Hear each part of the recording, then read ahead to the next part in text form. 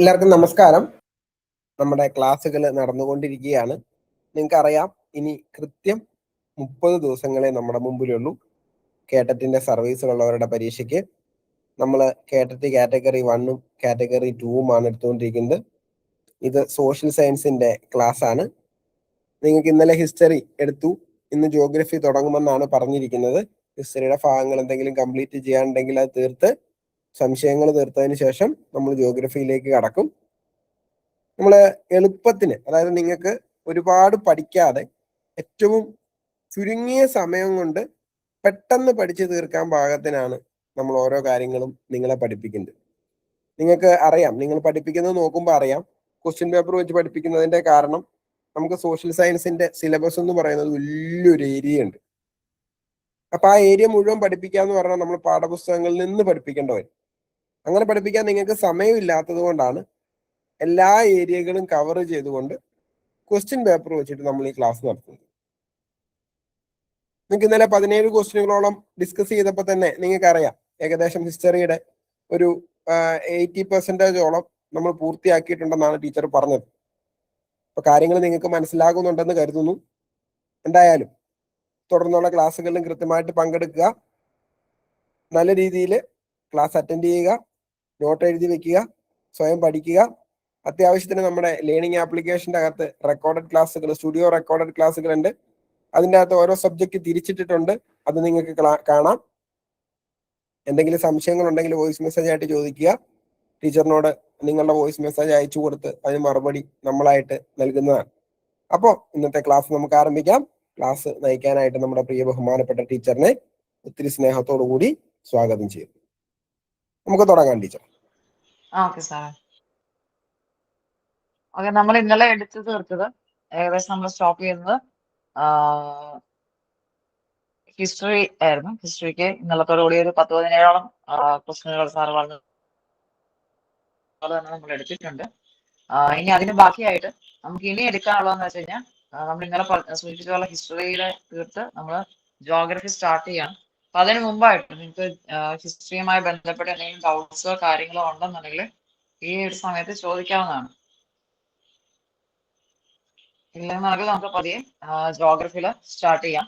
ഞാൻ പറയുന്നതും അതുപോലെ തന്നെ സ്ക്രീനും നിങ്ങൾക്ക് വ്യക്തമാണോ? ഓക്കെ. അപ്പം വേറെ ഡൗട്ടുകളോ കാര്യങ്ങളോ ഒന്നും ഇല്ലെങ്കിൽ നമുക്ക് പതിയെ ജോഗ്രഫി സ്റ്റാർട്ട് ചെയ്യാം. നിങ്ങൾക്ക് സ്ക്രീൻ നോക്കിയാൽ അറിയാനായിട്ട് സാധിക്കും. ഓൾമോസ്റ്റ് 68ഓളം ക്വസ്റ്റ്യനുകൾ പ്രിപ്പയർ ചെയ്തിട്ടുണ്ട്. മാക്സിമം ആ ഒരു ക്വസ്റ്റ്യനുമായി ബന്ധപ്പെട്ടിട്ടുള്ള പോയിന്റുകൾ, അതായത് ആ ഒരു ക്വസ്റ്റ്യൻ ആൻസർ പറഞ്ഞിട്ട് ആ ഒരു പർട്ടിക്കുലർ ടോപ്പിക്കുമായി ബന്ധപ്പെട്ട് അത്യാവശ്യം നമ്മൾ ഓർത്തിരിക്കേണ്ട കാര്യങ്ങൾ പറഞ്ഞായിരിക്കും പോവുക. അപ്പൊ നമുക്ക് സമയം കളയാതെ തന്നെ മുന്നോട്ട് പോവാം. സൗരയൂഥത്തിലെ ഏറ്റവും ചെറിയ ഗ്രഹം ഏത്? ശുക്രൻ, ബുധൻ, ചൊവ്വ, വ്യാഴം. ഏതായിരിക്കും ഏറ്റവും ചെറിയ ഗ്രഹം എന്ന് പറയുന്നത്? ബുധൻ. ഓക്കെ, നമ്മൾ ഈ പറയുന്ന ഒരു മിനിറ്റ്, ബുധനാണ് അതിന്റെ ഉത്തരം വരിക. അപ്പൊ നമ്മൾ ഈ ഒരു സോളാർ സിസ്റ്റവുമായി ബന്ധപ്പെട്ട് അല്ലെങ്കിൽ സൗരയൂഥവുമായി ബന്ധപ്പെട്ട് നമുക്ക് ഓർത്തിരിക്കേണ്ട പോയിന്റുകൾ എന്ന് പറയുന്നത്, ഒന്ന് സൂര്യഗ്രഹണം ഏത്, ചന്ദ്രഗ്രഹണം എന്ത് എന്നുള്ളത് ഓർത്തിരിക്കണം. ആ സമയത്ത് സൂര്യന്റെ പൊസിഷൻ എവിടെ, ഭൂമിയുടെ പൊസിഷൻ എവിടെ എന്നുള്ളത് നമ്മൾ ഓർത്തിരിക്കണം. അപ്പൊ സൂര്യഗ്രഹണം എന്ന് പറയുമ്പോൾ സൂര്യനും ഭൂമിക്കും മധ്യത്തില് ചന്ദ്രൻ വരുന്ന ദിവസമാണ് നമ്മുടെ ഈ സൂര്യഗ്രഹണം എന്ന് പറയാം. അതുപോലെ സൗരയൂഥവുമായി ബന്ധപ്പെട്ട അടുത്ത പോയിന്റാണ് ചന്ദ്രഗ്രഹണം. ചന്ദ്രഗ്രഹണത്തിനെ പറയുമ്പോൾ സൂര്യനും ചന്ദ്രനും മധ്യത്തിലായിട്ട് ഭൂമി എത്തുന്നു. അപ്പൊ സൂര്യഗ്രഹണം എന്ത്, ചന്ദ്രഗ്രഹണം എന്ത്, നിങ്ങൾ അതിന്റെ പൊസിഷൻ കൃത്യമായിട്ടും ഓർത്തിരിക്കണം. പിന്നെ നമുക്ക് പതിയെ ഗ്രഹങ്ങളുടെ സെക്ഷനിലേക്ക് മാറുമ്പോൾ സ്വയം കറങ്ങുന്നതിനോടൊപ്പം സൂര്യനെ വലം വെക്കുകയും കൂടെ ചെയ്യുന്ന ആകാശഗോളങ്ങളെയാണ് നമ്മൾ ഗ്രഹങ്ങൾ എന്ന് പറയാം. അതുപോലെ ഈ പറയുന്ന അതുപോലെ തന്നെ മറ്റൊരു പ്രധാനപ്പെട്ട പോയിന്റാണ് ഇന്റർനാഷണൽ അസ്ട്രോണമിക്കൽ യൂണിറ്റ്, അതായത് IAU എന്ന് പറയുന്നത്. അതായത് ഒരു ആകാശ വസ്തുവിന് നാമകരണം നടത്തുന്ന ഒരു അന്താരാഷ്ട്ര സംഘടനയാണ് ഈ പറയുന്ന ഇന്റർനാഷണൽ അസ്ട്രോണമിക്കൽ യൂണിറ്റ് എന്ന് പറയുന്നത്. എനിവേ, ഈ ഗ്രഹങ്ങളെ അന്തർഗ്രഹങ്ങള്, ബാഹ്യഗ്രഹങ്ങളെ എന്നിങ്ങനെ തരംതിരിച്ചിട്ടുണ്ട്. ആ തരംതിരിച്ചതിന്റെ ബേസിക് റീസൺ എന്ന് പറയുന്നത് സൂര്യനിൽ നിന്നുള്ള അകലമാണ്. അതായത് സൂര്യനിൽ നിന്നുള്ള അകലത്തിന്റെ അടിസ്ഥാനത്തിലാണ് ഗ്രഹങ്ങളെ അന്തർഗ്രഹങ്ങളെന്നും ബാഹ്യഗ്രഹങ്ങളെന്നും തിരിച്ചിട്ടുള്ളത് എന്നുള്ള ഓർമ്മിച്ച് വെക്കുക. ഈ പറയുന്ന ബാഹ്യഗ്രഹങ്ങൾ എന്ന് പറയുന്നത് വ്യാഴം, ശനി, യുറാനസ്, നെപ്റ്റ്യൂൺ. ഈ പറയുന്ന 4 എണ്ണമാണ് ബാഹ്യഗ്രഹങ്ങൾ എന്ന് പറയാം. ഏതൊക്കെയാണ്? വ്യാഴം, ശനി, യുറാനസ്, നെപ്റ്റ്യൂൺ. ഈ 4 നമ്മൾ ബാഹ്യഗ്രഹങ്ങൾ അഥവാ വാതക ഭീമന്മാർ എന്ന് പറയും. വാതക ഭീമന്മാർ എന്നാണ് ബാഹ്യഗ്രഹത്തിനെ വിളിക്കുന്ന മറ്റൊരു പേര്. അതുപോലെ തന്നെ ജോവിയൻ ഗ്രഹങ്ങൾ എന്നും ബാഹ്യഗ്രഹങ്ങളെ വിളിക്കാറുണ്ട്. അപ്പൊ അവസാനം പറഞ്ഞതാന്ന് ഒന്ന് പറയാം, ലാസ്റ്റ് പറഞ്ഞത് പറയാം. വാതക ഗ്രഹങ്ങള്, ജോവിയൻ ഗ്രഹങ്ങള്, ബാഹ്യഗ്രഹങ്ങള്, ഈ 3 ഒരൊറ്റ സാധനം വന്ന് ഓർത്ത് വെക്കുക. അത് ഏതൊക്കെയാന്ന് വെച്ചിട്ടുണ്ടെങ്കിൽ വ്യാഴം, ശനി, യുറാനസ്, നെപ്റ്റ്യൂൺ. ഇത്രയാണ് വാതക ഭീമന്മാർ അഥവാ ജോവിയൻ ഗ്രഹങ്ങള്, ബാഹ്യഗ്രഹങ്ങള് എന്നൊക്കെ പറയുന്നത്. ഇനി അടുത്തൊരു കാറ്റഗറി എന്ന് പറയുന്നത് അന്തർഗ്രഹങ്ങളാണ്. അന്തർഗ്രഹങ്ങളെ നമ്മൾ ഭൗമഗ്രഹങ്ങൾ എന്ന പേരിൽ കൂടി വിളിക്കാറുണ്ട്. അതായത് ഭൂമിയുടെ പ്രത്യേകത അല്ലെങ്കിൽ ഭൗമഗ്രഹങ്ങൾ ആ ഒരു കാറ്റഗറി വരുന്ന എന്ന് പറയുന്നത് ബുധൻ, ശുക്രൻ, ഭൂമി, ചൊവ്വ. ഈ പറയുന്ന 4 ഗ്രഹങ്ങളാണ് അന്തർഗ്രഹങ്ങൾ അഥവാ ഭൗമഗ്രഹങ്ങൾ എന്ന് പറയും. അപ്പം ഗ്രഹങ്ങളെ സൂര്യനിൽ നിന്നുള്ള അകലത്തിന്റെ അടിസ്ഥാനത്തിൽ അന്തർഗ്രഹങ്ങളിൽ നിന്നും ബാഹ്യഗ്രഹങ്ങളിൽ നിന്നും തിരിച്ചിട്ടുണ്ട്. അത് ഏതൊക്കെയാന്ന് നമ്മൾ പറഞ്ഞു. ഇനി നമ്മൾ ഓർത്തിരിക്കേണ്ടത് സൂര്യനിൽ നിന്നുള്ള അകലത്തിന്റെ അടിസ്ഥാനത്തിലും അതുപോലെ തന്നെ വലിപ്പത്തിന്റെ അടിസ്ഥാനത്തിലും ഓർഡർ ചെയ്തിട്ട് ഈ പറയുന്ന ഗ്രഹങ്ങളെ ഓർത്തു വെക്കുക. അപ്പൊ ആദ്യമേ സൂര്യനിൽ നിന്നുള്ള അകലത്തിന്റെ അടിസ്ഥാനത്തിൽ നമ്മൾ നോക്കുമ്പോൾ ബുധൻ, ശുക്രൻ, ഭൂമി, ചൊവ്വ, വ്യാഴം, ശനി, യുറാനസ്, നെപ്റ്റ്യൂൺ. ആ ഒരു ഓർഡർ ആദ്യമേ ഒന്ന് ബൈ ഹാർട്ട് ചെയ്യാം. അതായത് ബുധൻ, ശുക്രൻ, ഭൂമി, ബുധൻ, ശുക്രൻ, ഭൂമി, ചൊവ്വ, വ്യാഴം, ശനി, യുറാനസ്, നെപ്റ്റ്യൂൺ. ഇത്രയാണ് സൂര്യനിൽ നിന്നുള്ള അകലത്തിന്റെ അടിസ്ഥാനത്തിൽ നമ്മൾ പറയാം. അപ്പൊ സൂര്യനോട് ഏറ്റവും അടുത്തിരിക്കുന്ന ഗ്രഹം ഏതാണ്? ബുധൻ. ഏറ്റവും അകലെയുള്ളത് വരുമ്പോ നെപ്റ്റ്യൂൺ ആണ് വരിക. ഓക്കെ. ഇനി ഗ്രഹങ്ങളെ അതിന്റെ വലിപ്പത്തിന്റെ അടിസ്ഥാനത്തിലേക്ക് നോക്കുമ്പോഴത്തേനും വ്യാഴം, ശനി, യുറാനസ്, നെപ്റ്റ്യൂൺ. വ്യാഴം, ശനി, യുറാനസ്, നെപ്റ്റ്യൂൺ. അതായത് സൂര്യനിൽ നിന്നുള്ള അകലത്തിന്റെ അടിസ്ഥാനത്തിൽ നിങ്ങൾ ബൈഹാർട്ട് ചെയ്ത് പഠിക്കുകയാണെന്നുണ്ടെങ്കിൽ ഏറ്റവും അവസാനത്തെ 4 ഗ്രഹങ്ങളാണ് വലിപ്പത്തിൽ ഒന്നാമത് വരിക. അതായത് വ്യാഴം, ശനി, യുറാനസ്, നെപ്റ്റ്യൂൺ. വ്യാഴം ഏറ്റവും വലുത്. അത് കഴിഞ്ഞാൽ അകലത്തിന്റെ അടിസ്ഥാനത്തിൽ നോക്കിക്കഴിഞ്ഞാൽ പിന്നെ ശനിയാണ് വരിക. ശനി, യുറാനസ്, നെപ്റ്റ്യൂൺ. ഈ പറയുന്ന 4 ആ ഒരു ഓർഡറിൽ തന്നെയാണ് വലിപ്പത്തിന്റെ അടിസ്ഥാനത്തിൽ വരിക. പിന്നെ ഉള്ളത് ഭൂമി, ശുക്രൻ, ചൊവ്വ, ബുധൻ. ഭൂമി, ശുക്രൻ, ചൊവ്വ, ബുധൻ. അത് ഓർത്തു വെക്കുക. അപ്പം അകലത്തിന്റെ അടിസ്ഥാനത്തിലും അതുപോലെ തന്നെ വലിപ്പത്തിന്റെ അടിസ്ഥാനത്തിലും ഗ്രഹങ്ങളെ ഓർഡർ ചെയ്ത് പഠിക്കാനായിട്ട് ശ്രദ്ധിക്കുക. അങ്ങനെയാണെങ്കിൽ ഞാനൊരു കാര്യം ചോദിച്ചോട്ടെ, ഭൂമി ഏത് ഗ്രഹങ്ങൾക്കിടയിലാണ് സ്ഥിതി ചെയ്യുന്നത്? സൂര്യനുള്ള അകലത്തിന്റെ അടിസ്ഥാനത്തിൽ ഭൂമി ഏത് 2 ഗ്രഹങ്ങൾക്കിടയിലാണ് സ്ഥിതി ചെയ്യുന്നത്? ശുക്രന്റെയും ചൊവ്വയുടെയും ഇടയ്ക്കാണ് ഈ പറയുന്ന ഭൂമി നമ്മൾ കാണുന്നത്. ഇനി നമ്മൾ ബുധൻ എന്ന് പറയുന്ന ആ ഒരു പർട്ടിക്കുലർ ഗ്രഹത്തിനെ കുറിച്ച് പറയുകയാണെന്നുണ്ടെങ്കിൽ സൗരയൂഥത്തിലെ ഏറ്റവും ചെറിയ ഗ്രഹമാണെന്ന് നിങ്ങൾ പറഞ്ഞു. അതുപോലെ തന്നെ മറ്റൊരു പ്രധാനപ്പെട്ട പോയിന്റ് ആണ് സൂര്യനോട് ഏറ്റവും അടുത്ത് നിൽക്കുന്ന ഗ്രഹമാണ്. അതുപോലെ തന്നെ ഈ ജലനക്ഷത്രം എന്ന് ചില രാജ്യങ്ങളിൽ ബുധനെ വിശേഷിപ്പിക്കുന്നുണ്ട്. അതായത് ചൈന, കൊറിയ, ജപ്പാൻ, വിയറ്റ്നാം എന്നീ രാജ്യങ്ങളിൽ ജലനക്ഷത്രം എന്ന് വിളിക്കുന്ന ഗ്രഹമാണ് ബുധൻ എന്ന് പറയുന്നത്. ഇവിടെ നമുക്ക് ഒരു കൺഫ്യൂസിങ് ഫാക്ടർ ആയിട്ട് വരുന്നത് ജലനക്ഷത്രവും ജലഗ്രഹവും ഉണ്ട്. ജലഗ്രഹം ഏതാ? ഭൂമിയാണ്. അപ്പൊ ക്വസ്റ്റ്യനില് കൃത്യമായിട്ട് ശ്രദ്ധിച്ചു നോക്കുക. ജലനക്ഷത്രമാണോ ജലഗ്രഹമാണോ എന്ന് നോക്കിയിട്ട് നമ്മൾ ഉത്തരം എഴുതാൻ പാടുള്ളൂ. ജലനക്ഷത്രം എന്ന് പറയുന്ന ഗ്രഹം ബുധനും ജലഗ്രഹം എന്ന് അല്ലെങ്കിൽ നീലഗ്രഹം എന്ന് പറയുന്ന ഗ്രഹം എന്ന് പറയുന്നത് ഭൂമിയുമാണെന്നുള്ളത് ഓർമ്മിച്ചു വെക്കുക. ഭൂമിയുടെ എന്തോ കൊറിയ, ചൈന, പിന്നെ ഏത് രാജ്യങ്ങളായിരുന്നു വിളിച്ചത്? Japan, Vietnam. ഓക്കെ. ഇനി ബുധനുമായി നമുക്ക് ഓർത്തിരിക്കേണ്ട കാര്യം എന്ന് പറയുന്നത് ഭൂമിയുടേതിന് ഏകദേശം തുല്യമായ രീതിയിലുള്ള ഒരു സാന്ദ്രതയൊക്കെ കാണിക്കുന്ന അതുപോലെ തന്നെ തുല്യമായ ഒരു കാന്തിക മണ്ഡലമൊക്കെയുള്ള ഗ്രഹമാണ് ഈ പറയുന്ന ബുധൻ എന്ന് പറയുന്നത്. അപ്പൊ ബുധന്റെ പ്രത്യേകത ഭൂമിയുടേതിന് തുല്യമായ രീതിയിൽ സാന്ദ്രതയും ഉണ്ട്, അതുപോലെ തന്നെ കാന്തിക മണ്ഡലവും ഒക്കെയുള്ള ഗ്രഹമാണ് ഈ പറയുന്ന ബുധൻ എന്ന് പറയുന്ന ഗ്രഹം. അപ്പൊ ഇത്രയും മെയിൻ പോയിന്റുകളായിട്ട് ഓർമ്മിച്ചു വെക്കുക. അതുകൂടാതെ നമുക്ക് മെയിൻ ആയിട്ട് ഓർത്ത് വെക്കുന്ന മറ്റൊരു പോയിന്റ് എന്ന് പറയുന്നത് ഉപഗ്രഹങ്ങളില്ലാത്ത ഒരു ഗ്രഹമാണ് ബുധൻ. ബുധൻ മാത്രമല്ല നമ്മുടെ ശുക്രനും എന്തില്ല? ഉപഗ്രഹങ്ങള് ഇല്ല. ബുധനാണേലും ശുക്രനാണേലും ഉപഗ്രഹങ്ങളൊന്നും തന്നെ ഇല്ല. ഇത്രയും കാര്യങ്ങൾ കൃത്യമായിട്ടും ഓർമ്മിച്ചു വെക്കുക ബുധനെ കുറിച്ച്. ഇനി നമ്മൾ ശുക്രനിലോട്ട് പോകുമ്പോൾ പ്രഭാത നക്ഷത്രം, പ്രദോഷ നക്ഷത്രം, പിന്നെ ചെറുമീന്, വെള്ളിമീന് എന്നീ പേരുകളിലൊക്കെ അറിയപ്പെടുന്നുണ്ടെങ്കിൽ പ്രധാനമായിട്ട് നമ്മൾ ഓർത്തു വെക്കേണ്ടത് എന്ന് പറഞ്ഞാൽ ശുക്രനെ ഭൂമിയുടെ ഇരട്ട എന്നും അതുപോലെ തന്നെ സൂര്യന്റെ അരുമ എന്നുമാണ് വിശേഷിപ്പിക്കുക. ഭൂമിയുടെ ഇരട്ട എന്നും അതുപോലെ തന്നെ സൂര്യന്റെ അരുമ എന്നും വിശേഷിപ്പിക്കുന്ന ഗ്രഹം ഏത് എന്ന് ചോദിച്ചിട്ടുണ്ടെങ്കിൽ അത് ശുക്രനാണെന്നുള്ള ഓർമ്മിച്ച് വെക്കുക. അതുപോലെ നമ്മൾ പറഞ്ഞു ശുക്രനെ പ്രഭാത നക്ഷത്രം, പ്രദോഷ നക്ഷത്രം എന്നൊക്കെ വിളിക്കുന്നുണ്ട്. അങ്ങനെ എന്താ പറയാ, അല്ലെങ്കിൽ ഈ പറയുന്ന പ്രഭാത നക്ഷത്രവും പ്രദോഷ നക്ഷത്രവും ശുക്രനാണെന്ന് കണ്ടെത്തിയത് അല്ലെങ്കിൽ അതിനെ എന്താ പറയുക ഡിക്ലെയർ ചെയ്തത് എന്ന് പറയുന്നത് പൈതഗോറസ് ആണ്. പൈതഗോറസ് ആണ് ശുക്രനെ പ്രഭാത നക്ഷത്രം എന്നും അതുപോലെ തന്നെ പ്രദോഷ നക്ഷത്രം എന്നൊക്കെ പറഞ്ഞിട്ടുള്ളത് എന്നുള്ളത് ഓർമ്മിച്ച് വെക്കുക. ഏറ്റവും ചൂട് കൂടിയ ഗ്രഹം ഏതാണ്?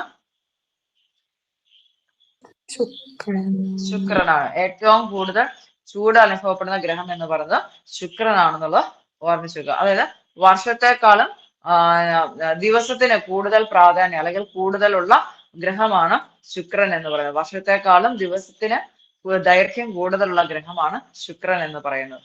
അതുപോലെ ഈ ശുക്രനുമായി ബന്ധപ്പെട്ടിട്ടുള്ള മറ്റൊരു പ്രധാനപ്പെട്ട ഒരു കാര്യമാണ് ശുക്ര സംതരണം എന്ന് പറയുന്നത്. ട്രാൻസിറ്റ് ഓഫ് വീനസ് എന്ന് പറയാം.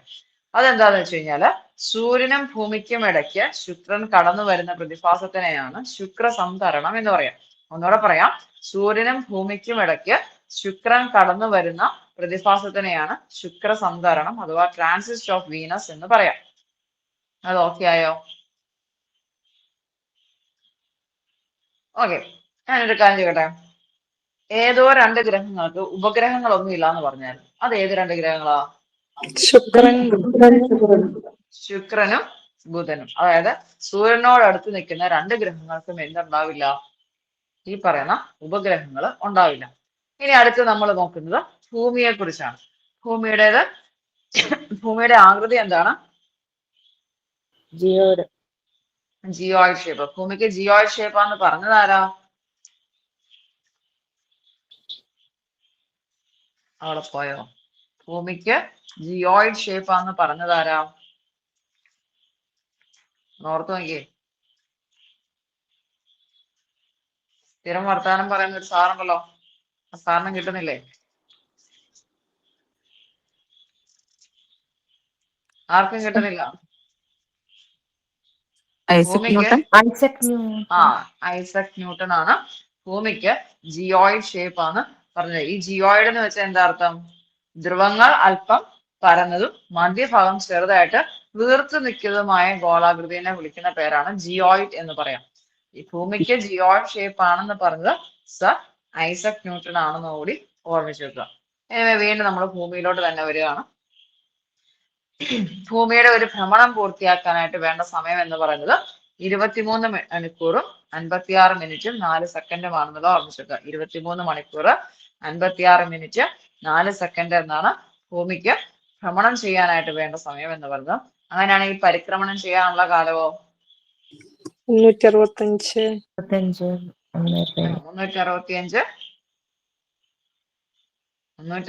തീർന്നില്ല, ഇനിയും കുറച്ചും കൂടെ ഉണ്ട്. 365 ദിവസവും അല്ല, ആ കാലിന് വേറെ ഉണ്ട്. 365 ദിവസവും 5 മണിക്കൂറും 48 മിനിറ്റും.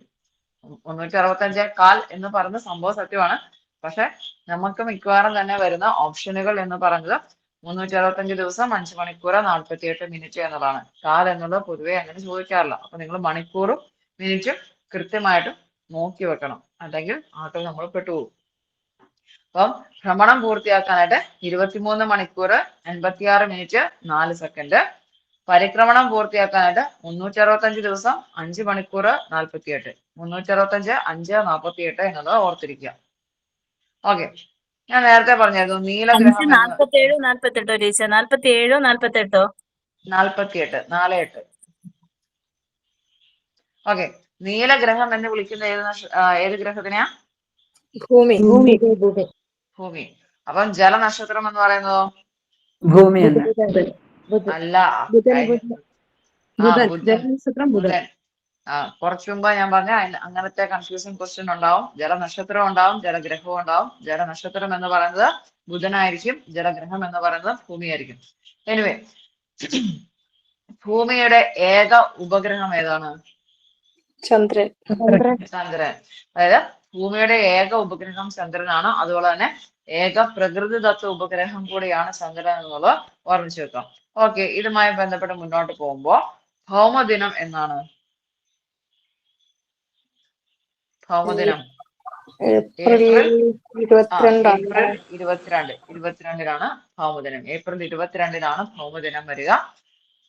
ഇനി നമ്മൾ പതിയെ അടുത്ത ഗ്രഹത്തിലേക്ക് മാറുകയാണ്. ചൊവ്വ. ചൊവ്വയുമായി ബന്ധപ്പെട്ട് നമ്മൾ മെയിൻ ആയിട്ട് ഓർത്തിരിക്കുന്നത് തുരുമ്പിച്ച ഗ്രഹം, അതുപോലെ തന്നെ ചുവന്ന ഗ്രഹം എന്നൊക്കെയാണ് ചൊവ്വ അറിയപ്പെടുക. അതുപോലെ ഭൂമിയിലേതുപോലെ തന്നെ സീസണുകൾ, അതായത് ഋതുഭേദങ്ങളൊക്കെ നമുക്ക് കാണാനായിട്ട് സാധിക്കുന്ന ഗ്രഹമാണ് ചൊവ്വ എന്ന് പറയുന്നത്. അപ്പൊ ഭൂമിയിലേതുപോലെ ഋതുഭേദങ്ങളൊക്കെയുള്ള ഗ്രഹം ഏത് എന്ന് ചോദിച്ചിട്ടുണ്ടെങ്കിൽ അത് ചൊവ്വയാന്ന് ഓർമ്മിച്ച് വെക്കുക. ചൊവ്വേനെ നമ്മൾ വിളിക്കുന്നത് തുരുമ്പിച്ച ഗ്രഹമെന്നും അതുപോലെ തന്നെ ചുവന്ന ഗ്രഹമെന്നും ഒക്കെ വിളിക്കാറുണ്ടെന്ന് കൂടി ഓർമ്മിക്കാം. അതുപോലെ തന്നെ ചൊവ്വയുടെ ഏറ്റവും പ്രധാനപ്പെട്ട, അല്ലെങ്കിൽ ചൊവ്വയ്ക്ക് 2 ഉപഗ്രഹങ്ങളാണുള്ളത്. ആ 2 ഉപഗ്രഹങ്ങൾ ഏതൊക്കെയാണെന്നുള്ളത് അറിയാമോ?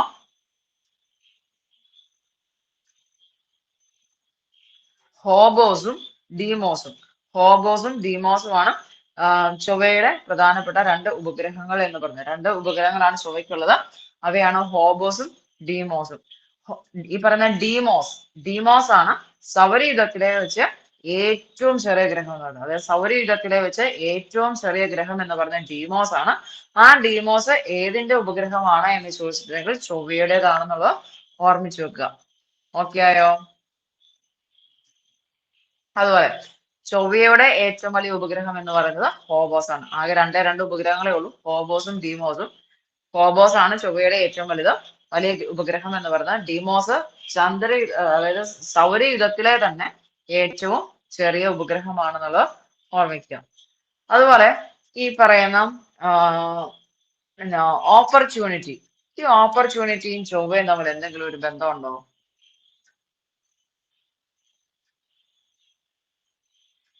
ഈ ഓപ്പർച്യൂണിറ്റി എന്ന് വെച്ച് കഴിഞ്ഞാല് 2014 ചൊവ്വയില് 10 വർഷം പൂർത്തിയാക്കിയ നാസയുടെ റോബോട്ടിക് പര്യവേഷണ വാഹനമാണ് ഓപ്പർച്യൂണിറ്റി എന്ന് പറയുന്നത്.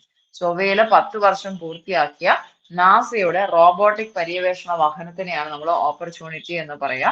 ഈ ഓപ്പർച്യൂണിറ്റി ഇറങ്ങിയ ചൊവ്വയിലെ സ്ഥലം എന്ന് പറയുന്നത് മെറിഡിയാനി പ്ലാനമാണ്. മെറിഡിയാനി പ്ലാനറ്റിലാണ് ഓപ്പർച്യൂണിറ്റി ഇറങ്ങിയത് എന്നുള്ളത് ഓർമ്മിച്ചു വെക്കണം. അതുപോലെ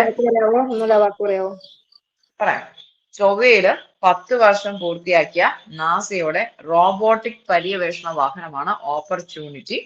ആ ഓപ്പർച്യൂണിറ്റി ചൊവ്വയിൽ ഇറങ്ങിയ സ്ഥലം അറിയപ്പെടുന്നത് മെറിഡിയാനി പ്ലാനം എന്ന പേരിലാണ്. മെറിഡിയാനി പ്ലാനം എന്ന പേരിലാണ് ഓപ്പർച്യൂണിറ്റി ചൊവ്വയിൽ ഇറങ്ങിയ സ്ഥലം അറിയപ്പെടുന്നത്. ഓക്കെ, ഇനി ചൊവ്വയില് ജീവന്റെ അംശം കണ്ടെത്തിയ ഒരു പേടകമുണ്ട്. ആ പേടകം ഏതാണെന്നറിയാവോ? ക്യൂരിയോസിറ്റി എന്നുള്ള പേടകമാണ് ചൊവ്വയിലെ ജീവന്റെ അംശം തേടി അമേരിക്ക അയച്ചിട്ടുള്ള പേടകം എന്ന് പറയുന്നത്. ഇത്രയും കാര്യങ്ങൾ ചൊവ്വയുമായി ബന്ധപ്പെട്ട് ഓർത്തിരിക്കുക. ഇനി നമ്മൾ പതിയെ അടുത്ത ഗ്രഹം ഏതാ? ചൊവ്വ കഴിഞ്ഞാൽ നമ്മള് ബുധൻ പറഞ്ഞു, ശുക്രൻ പറഞ്ഞു, ഭൂമി പറഞ്ഞു, അതുപോലെ ചൊവ്വ പറഞ്ഞു. അടുത്തത് ഏതാ വരിക? വ്യാഴം. ഓക്കെ, വ്യാഴത്തിനെ കുറിച്ച് പറയുമ്പോൾ ഏറ്റവും വലിയ ഗ്രഹമാണ്, അതുപോലെ തന്നെ ഭ്രമണ വേഗത ഏറ്റവും കൂടിയ ഗ്രഹം എന്ന് പറയുന്നത് വ്യാഴം തന്നെയാണെന്ന് ഓർമ്മിക്കുക. അതുപോലെ പിന്നെ മെയിൻ ആയിട്ടും ഓർത്തിരിക്കേണ്ട കാര്യം എന്ന് പറയുന്നത് ഈ പറയുന്ന എന്താ പറയാ വ്യാഴത്തിന്റെ ഉപഗ്രഹങ്ങളെ കുറിച്ചാണ്. വ്യാഴത്തിന് എന്താ പറയാ ഗലീലിയൻ ഉപഗ്രഹങ്ങൾ എന്നറിയപ്പെടുന്ന ഉപഗ്രഹങ്ങളെല്ലാം തന്നെ ഈ പറയുന്ന നമ്മുടെ വ്യാഴത്തിന്റെ ആണെന്നുള്ളത് ഓർമ്മിച്ചു വെക്കണം. അതുപോലെ തന്നെ ഏറ്റവും കൂടുതൽ ഉപഗ്രഹങ്ങളുള്ള ഗ്രഹം എന്ന് പറയുന്നത് വ്യാഴമാണ്. ഏറ്റവും കൂടുതൽ ഉപഗ്രഹമുള്ള ഗ്രഹം എന്ന് പറയുന്നത് വ്യാഴമാണ്. ഗലീലിയൻ ഗ്രഹങ്ങൾ വ്യാഴത്തിന്റെയാണ്. ഗലീലിയൻ ഗ്രഹങ്ങൾ ഏതൊക്കെയാണെന്ന് ചോദിച്ചിട്ടുണ്ടെങ്കിൽ ഗാനിമീഡ്, കാലിസ്റ്റോ, അയോ, യൂറോപ്പ, ഈ പറയുന്ന 4 ഗലീലിയൻ ഗ്രഹങ്ങളാണ്. ഈ 4 ഏതിന്റെ ഉപഗ്രഹമാണ്? വ്യാഴത്തിന്റെ ഉപഗ്രഹമാണ്. ഗാനിമീഡ്, പറയാം ഗാനിമീഡ്, കാലിസ്റ്റോ, അയോ, യൂറോപ്പ, ഈ പറയുന്ന 4 ഗലീലിയൻ ഉപഗ്രഹങ്ങളാണ്. അത് വ്യാഴത്തിന്റെ ഉപഗ്രഹമാണെന്ന് കൂടി ഓർമ്മിച്ചു വെക്കാം. ഇനി ഇതിൻ്റെ അകത്ത് കുറച്ചു മുമ്പ് ഞാൻ പറഞ്ഞിരുന്നു സൗരയൂഥത്തിലെ ഏറ്റവും ചെറിയ ഗ്രഹം ഏതായിരുന്നു? ബുധൻ.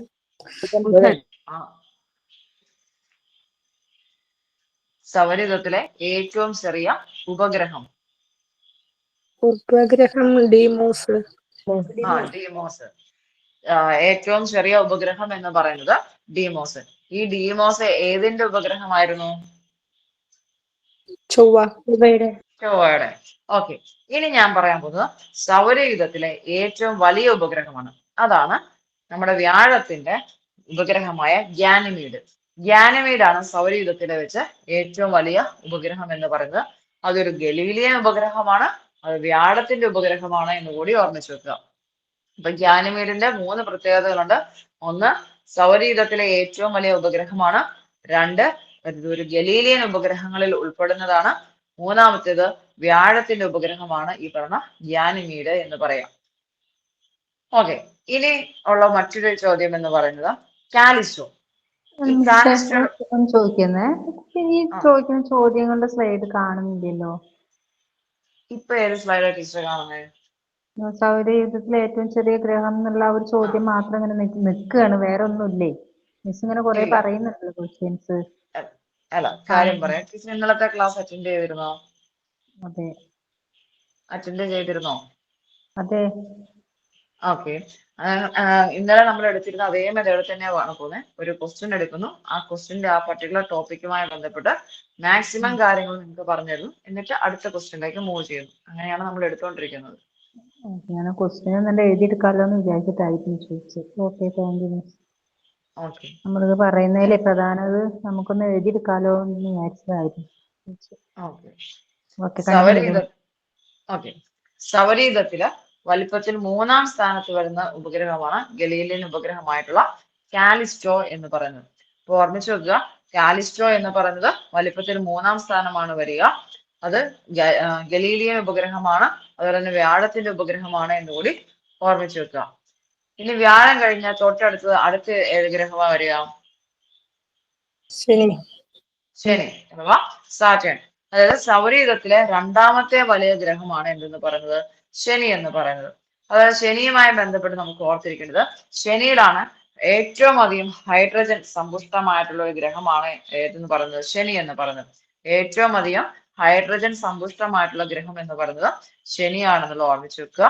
അതുപോലെ തന്നെ നഗ്നനേത്രങ്ങൾ കൊണ്ട് കാണാൻ കഴിയുന്ന ഏറ്റവും അകലെയുള്ള ഗ്രഹമാണ് ശനി എന്ന് പറയുന്നത്. നഗ്നനേത്രങ്ങൾ കൊണ്ട് നമുക്ക് കാണാൻ സാധിക്കുന്ന ഏറ്റവും അകലെയുള്ള ഗ്രഹം എന്ന് പറയുന്നത് ശനിയാണെന്നുള്ളത് ഓർമ്മിച്ചു വെക്കുക.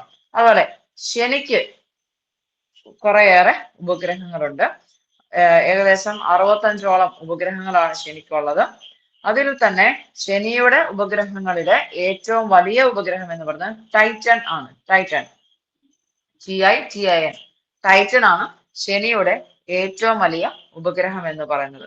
അതൊന്ന് ഓർമ്മിച്ചു വെക്കുക. ശനിയുടെ ഏറ്റവും വലിയ ഉപഗ്രഹം എന്ന് പറയുന്നത് ടൈറ്റൻ ആണ്. സൗരയൂഥത്തിലെ ഏറ്റവും വലിയ ഉപഗ്രഹം ഏതാ?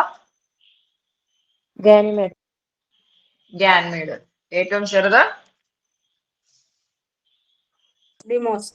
ഡീമോസ്. ഓക്കെ, അത്തരം കാര്യങ്ങൾ നമുക്ക് ശനിയുമായി ബന്ധപ്പെട്ട് ഓർത്തു വെക്കുക. അടുത്തതാണ് നമുക്ക് ഓർത്തിരിക്കാനുള്ളത് യുറാനസ്. യുറാനസിനെ കുറിച്ച് പറയുമ്പോൾ വലിപ്പത്തില് 3-ാം സ്ഥാനമാണ് യുറാനസിനുള്ളത്. അതുപോലെ ടെലിസ്കോപ്പിലൂടെ കണ്ടെത്തിയിട്ടുള്ള ആദ്യത്തെ ഉപഗ്രഹം എന്ന് പറയുന്ന ഒരു അംഗീകാരവും യുറാനസിനുണ്ട്. ടെലിസ്കോപ്പിലൂടെ കണ്ടെത്തപ്പെട്ടിട്ടുള്ള ആദ്യത്തെ ഉപഗ്രഹമാണ് യുറാനസ് എന്ന് പറയുന്നത്. അതൊന്ന് ഓർമ്മിച്ചു വെക്കണം. അതുപോലെ യുറാനസിനും അത്യാവശ്യം എന്തുണ്ട്? ഉപഗ്രഹങ്ങളൊക്കെ ഉണ്ട്.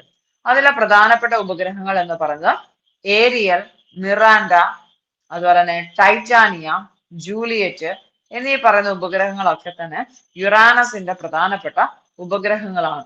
ഈ യുറാനസിനെ വിശേഷിപ്പിക്കുന്നത് ഉരുളുന്ന ഗ്രഹമെന്നും അതുപോലെ പച്ചഗ്രഹം, കിടക്കുന്ന ഗ്രഹം എന്നൊക്കെയാണ് യുറാനസിനെ വിശേഷിപ്പിക്കുക. എന്തൊക്കെയാണ്?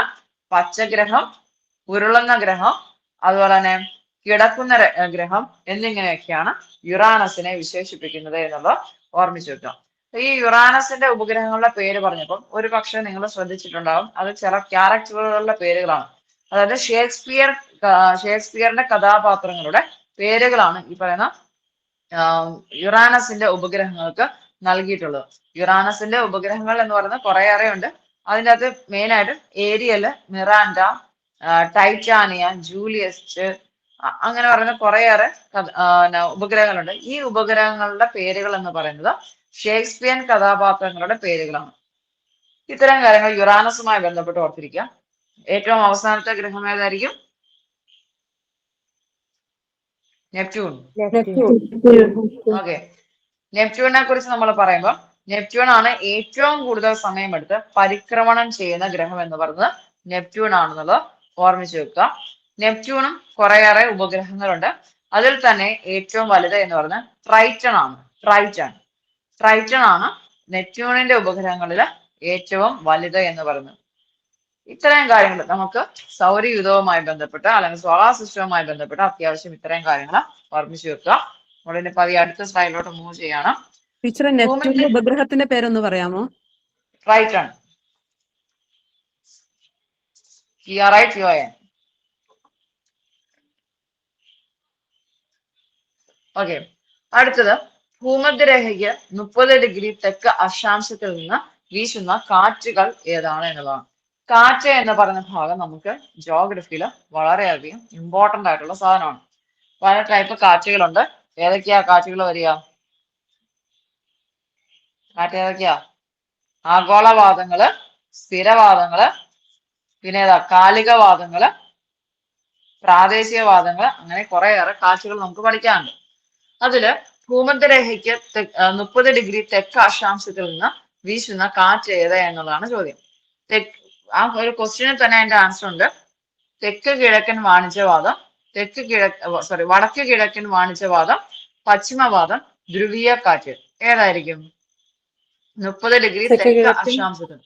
തെക്ക് കിഴക്കൻ വാണിജ്യവാദമാണ്. കാറ്റ് കാണുമ്പോൾ നമ്മൾ ക്വസ്റ്റ്യൻ സ്കിപ്പ് ചെയ്യാൻ പോകരുത്. ചിലപ്പോൾ നമുക്ക് ആ ഒരു ക്വസ്റ്റ്യനിൽ നിന്ന് തന്നെ നമുക്ക് ഉത്തരം കിട്ടും. ഇപ്പൊ 30 ഡിഗ്രി തെക്ക് അക്ഷാംശത്തിൽ നിന്ന് വീശുന്ന കാറ്റ് എന്ന് പറഞ്ഞാൽ എപ്പോഴും തെക്ക് കിഴക്കൻ എന്ന് തന്നെ വരുള്ളൂ. അപ്പൊ അതൊന്ന് ഓർമ്മിച്ച് വെക്കുക. ഇനിയിപ്പം കാറ്റുകളെ കുറിച്ച് പറഞ്ഞു കഴിഞ്ഞാല് തെക്ക് കിഴക്കൻ വാണിജ്യവാദങ്ങളാണോ? അതെ. ഇനി കാറ്റിനെ കുറിച്ച് പറഞ്ഞിട്ടുണ്ടെങ്കിൽ കാറ്റിന്റെ വേഗതയെയും ദിശയെയും സ്വാധീനിക്കുന്ന ഘടകങ്ങൾ എന്ന് പറയുന്നത് മെയിൻ ആയിട്ടും മർദ്ദചെരിവ് മാനബലം, അതുപോലെ കൊറിയോളിസ് പ്രഭാവം, ഘർഷണം. ഈ 3 കാര്യങ്ങളാണ് കാറ്റിന്റെ വേഗതയെയും ദിശയെയും ഒക്കെ സ്വാധീനിക്കുന്ന ഘടകങ്ങൾ എന്ന് പറയുന്നത്. അതുപോലെ കാറ്റിന്റെ വേഗത അളക്കുന്ന ഉപകരണം ഏതാ? അനിമോമീറ്റർ ആണ്. കാറ്റിന്റെ വേഗത അളക്കുന്ന ഉപകരണം എന്ന് പറയുന്നത് അനിമോമീറ്റർ ആണ്. അതുപോലെ കാറ്റിന്റെ ദിശ അളക്കാൻ ഉപയോഗിക്കുന്ന ഉപകരണമോ വിൻഡ് വൈൻ ആണ് കാറ്റിന്റെ ദിശ അളക്കാനായിട്ട് സഹായിക്കുന്നത്. കാറ്റിന്റെ വേഗത അളക്കാനായിട്ട് ഉപയോഗിക്കുന്ന ഉപകരണം എന്ന് പറയുന്നത് അനിമോമീറ്റർ ആണ് എന്നുള്ളത് ഓർമ്മിച്ചു വെക്കുക. ഇനിയിപ്പം കാറ്റിനെ കുറിച്ച് എടുത്തു പറഞ്ഞു കഴിഞ്ഞാൽ മെയിൻ ആയിട്ടും കാറ്റ് എന്ന് പറയുമ്പോൾ ആഗോളവാദങ്ങളാണ് നമ്മൾ ആദ്യമേ നോക്കേണ്ടത്. ഈ ആഗോളവാദങ്ങൾ എന്ന് പറയുന്നത് ഉച്ചമർദ്ദ മേഖലയിൽ നിന്നും ന്യൂനമർദ്ദ മേഖലയിലേക്ക് വീശുന്ന കാറ്റുകളാണ് ഈ പറയുന്ന ആഗോളവാദങ്ങൾ അല്ലെങ്കിൽ സ്ഥിരവാദങ്ങൾ എന്ന് പറയാം. അതായത് വർഷം മുഴുവനും ഒരേ ദിശയിലായിരിക്കും ഈ കാറ്റ് വീശുക. അതായത് ആഗോളവാദങ്ങളുടെ പ്രത്യേകത എന്ന് പറയുന്നത് വർഷം മുഴുവനും ഒരേ ദിശയിൽ വീശുന്ന കാറ്റുകളാണ് എന്തെന്ന് പറയുന്നത് ആഗോളവാദങ്ങൾ എന്ന് പറയുന്നത്. ഈ ആഗോളവാദങ്ങളെ 3ആയിട്ട് തിരിച്ചിട്ടുണ്ട്. വാണിജ്യവാദങ്ങള്, പശ്ചിമവാദങ്ങള്, ധ്രുവീയവാദങ്ങൾ എന്നിങ്ങനെ 3ആയിട്ട് തിരിച്ചിട്ടുണ്ട്. ഇനി വാണിജ്യവാദങ്ങളെ കുറിച്ച് പറഞ്ഞു കഴിഞ്ഞാല് ഭൂമധ്യരേഖയ്ക്ക് ഇരുവശവും 30 ഡിഗ്രി ഉപോഷണ ഉച്ചമർദ്ദ മേഖലയിൽ നിന്ന് ഭൂമധ്യരേഖ ന്യൂനമർദ്ദ മേഖലയിലേക്ക് വീശുന്ന കാറ്റുകളെയാണ് വാണിജ്യവാദങ്ങൾ എന്ന് പറയാം. അതായത് 30 ഡിഗ്രി, അതായത് 0 ഡിഗ്രിയിൽ നിന്ന് 30 ഡിഗ്രി മുകളിലോട്ട്, അതായത് നോർത്തേൺ ഹെമിസ്ഫിയറിലേക്കും 30 ഡിഗ്രി സദേൺ ഹെമിസ്ഫിയറിലേക്കും വീശുന്ന കാറ്റുകളാണ് വാണിജ്യവാദങ്ങൾ അഥവാ ട്രേഡ് വിൻഡ്സ് എന്ന് പറയാം. ഇത് തന്നെ 2 ടൈപ്പ് ഉണ്ട്. അതായത് നോർത്തേൺ ഹെമിസ്ഫിയറിൽ വരുന്നതും സദേൺ ഹെമിസ്ഫിയറിൽ വരുന്നതും. അതായത് 30 ഡിഗ്രി വടക്ക് അക്ഷാംശത്തിൽ നിന്ന് ഭൂമധ്യരേഖയിലേക്ക് വീശുന്ന കാറ്റുകളാണ് നോർത്ത് ഈസ്റ്റ് ട്രേഡ് വിൻഡ് അഥവാ വടക്ക് കിഴക്കൻ വാണിജ്യവാദം എന്ന് പറയാം. എന്നാൽ 30 ഡിഗ്രി തെക്ക് അക്ഷാംശത്തിൽ നിന്ന് ഭൂമധ്യരേഖയിലേക്ക് വീശുന്ന കാറ്റിനെ തെക്ക് കിഴക്കൻ വാണിജ്യവാദം എന്നാണ് പറയാം. അപ്പൊ അത് ആ ഒരു പേരിൽ തന്നെയുണ്ട്. 30 ഡിഗ്രി വടക്ക് എന്ന് പറയുമ്പോൾ വടക്ക് കിഴക്കൻ വാണിജ്യവാദമാണെന്ന് ഓർത്ത് വെക്കുക.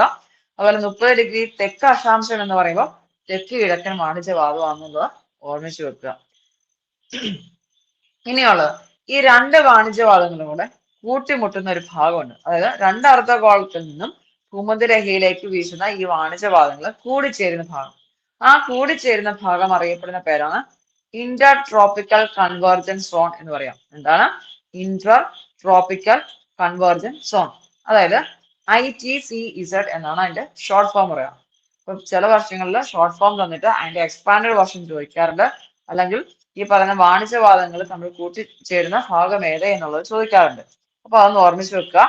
രണ്ട് അർദ്ധഗോളത്തിൽ നിന്നും ഭൂമധ്യരേഖയിലേക്ക് വീശുന്ന വാണിജ്യവാദങ്ങൾ കൂടിച്ചേരുന്ന ഭാഗം എന്ന് പറയുന്നത് ഇന്റർ ട്രോപ്പിക്കൽ കൺവേർജൻസ് സോൺ അഥവാ ITCZ എന്നുള്ളതാണ്. എനിവേ, ആ ഒരു മേഖലയെ അല്ലെങ്കിൽ ആ ഒരു സോണിനെ വിളിക്കുന്ന പേര് എന്ന് പറയുന്നത് ഡോൾഡ്രം മേഖല അഥവാ നിർവാത മേഖല എന്നാണ്. ഡോൾഡ്രം മേഖല അഥവാ നിർവാത മേഖല എന്ന പേരിലാണ് ഈ പറയുന്ന ഇന്റർ ട്രോപ്പിക്കൽ കൺവേർജൻസ് സോൺ മേഖല അറിയപ്പെടുന്നത് എന്നുകൂടി ഓർമ്മിച്ചു വെക്കുക. ഇത്രയും കാര്യങ്ങൾ ഓക്കെ ആയോ നിങ്ങൾക്ക്? ഒരു സംശയം ഉണ്ടായിരുന്നു ടീച്ചറെ. പറഞ്ഞു. നമ്മുടെ ആ ഭൂമിയുടെ ആകൃതിയെ കുറിച്ച് പറഞ്ഞല്ലോ, ജിയോയിഡ് ഷേപ്പ്. അതിന്റെ പ്രത്യേകത എന്തായിരുന്നു? അതിന്റെ ധ്രുവം ഭാഗം വലുത് അങ്ങനെ എന്തോ പറഞ്ഞല്ലോ. അല്ല ടീച്ചറെ, അത് ടീച്ചർ കാണാതെ പഠിക്കാൻ നിൽക്കണ്ട. ടീച്ചർ ഓർത്ത് നോക്കിയാൽ നമ്മുടെ ഗ്ലോബ് എങ്ങനെയായിരിക്കും ഇരിക്കുക, അല്ലെങ്കിൽ ഭൂമി എങ്ങനെ ഇരിക്കുക? റൗണ്ട് ഷേപ്പ് എന്ന് പറഞ്ഞു കഴിഞ്ഞാലും ആ ഒരു പോളാർ റീജിയൻ അതായത് ധ്രുവ പ്രദേശത്ത് എങ്ങനെയായിരിക്കും? കുറച്ച് പരന്നിരിക്കുന്നതാണ് അല്ലെ? അതുപോലെ ഇക്വേറ്ററിന്റെ ഭാഗം ആകുമ്പോഴത്തേന് എന്ത് ചെയ്യും? പുറത്തോട്ട് ചെറുതായിട്ട് വീർത്തിരിക്കും. ഇതാണ് അതിന്റെ പ്രത്യേകത. അതായത് ജിയോയിഡ് ഷേപ്പ് എന്ന് പറയുന്നത്, ഇപ്പൊ ഫോർ എക്സാമ്പിൾ നമ്മളൊരു ബോൾ എടുത്ത് വെക്കുകയാണെന്നുണ്ടെങ്കിൽ ആ ബോളിന്റെ ഏറ്റവും മോൾ ഭാഗം നമ്മൾ ബോൾ നേരെ കൈ പിടിക്കുമ്പോൾ അതിന്റെ മുകളിലത്തെ ഭാഗം കുറച്ച് പരന്നതായിട്ട് നമുക്ക് ഫീൽ ചെയ്യും. മുകളിലത്തെ ഭാഗവും താഴത്തെ ഭാഗവും. എന്നാൽ സൈഡിൽ വരുമ്പോൾ എന്തായിരിക്കും? കുറച്ച് പുറത്തോട്ട് തള്ളി നിൽക്കും. ആ ഒരു പ്രത്യേകതയ്ക്ക് പറയുന്ന പേരാണ് ജിയോയിഡ് ഷേപ്പ് എന്ന് പറയാം. ഓക്കെ. ഇപ്പൊ കാറ്റിന്റേത് ഞാനിപ്പോ എടുത്തു നിർത്തിയത് വാണിജ്യവാദങ്ങൾ വരെയുള്ളതാണ്. അതായത് നമ്മൾ ആഗോളവാദങ്ങൾ മൊത്തം തീർന്നിട്ടില്ല. ഇനി രണ്ടെണ്ണം കൂടെ ഇതിനകത്ത് പറയാനുണ്ട്. വാണിജ്യവാദങ്ങളുടെ കൺസെപ്റ്റ് ഓക്കെ ആയോ? ഓക്കെ എന്ന് എഴുതുന്നു. ഓക്കെ. ഇനി പതിയെ നമുക്ക് പശ്ചിമവാദങ്ങൾ അഥവാ ട്രേഡ് വിൻഡ് വെസ്റ്റേർലൈസ് എന്ന് പറയുന്ന ഭാഗത്തോട്ട് മാറാം. അവിടെ എന്താന്ന് വെച്ച് കഴിഞ്ഞാൽ ഉപോഷണ ഉച്ചമർദ്ദ മേഖലയിൽ നിന്നും, അതായത് ഉച്ചമർദ്ദ മേഖലയിൽ നിന്നും ഉപദ്രവീയ ന്യൂനമർദ്ദ മേഖലയിലേക്ക് വീശുന്ന കാറ്റിനെയാണ് നമ്മൾ പശ്ചിമവാദങ്ങൾ എന്ന് പറയാം. ഉപോഷണ ഉച്ചമർദ്ദ മേഖലയിൽ നിന്നും ഉപദ്രവീയ ന്യൂനമർദ്ദ മേഖലയിലേക്ക് വീശുന്ന കാറ്റുകളാണ് പശ്ചിമവാദങ്ങൾ എന്ന് പറയുന്നത്.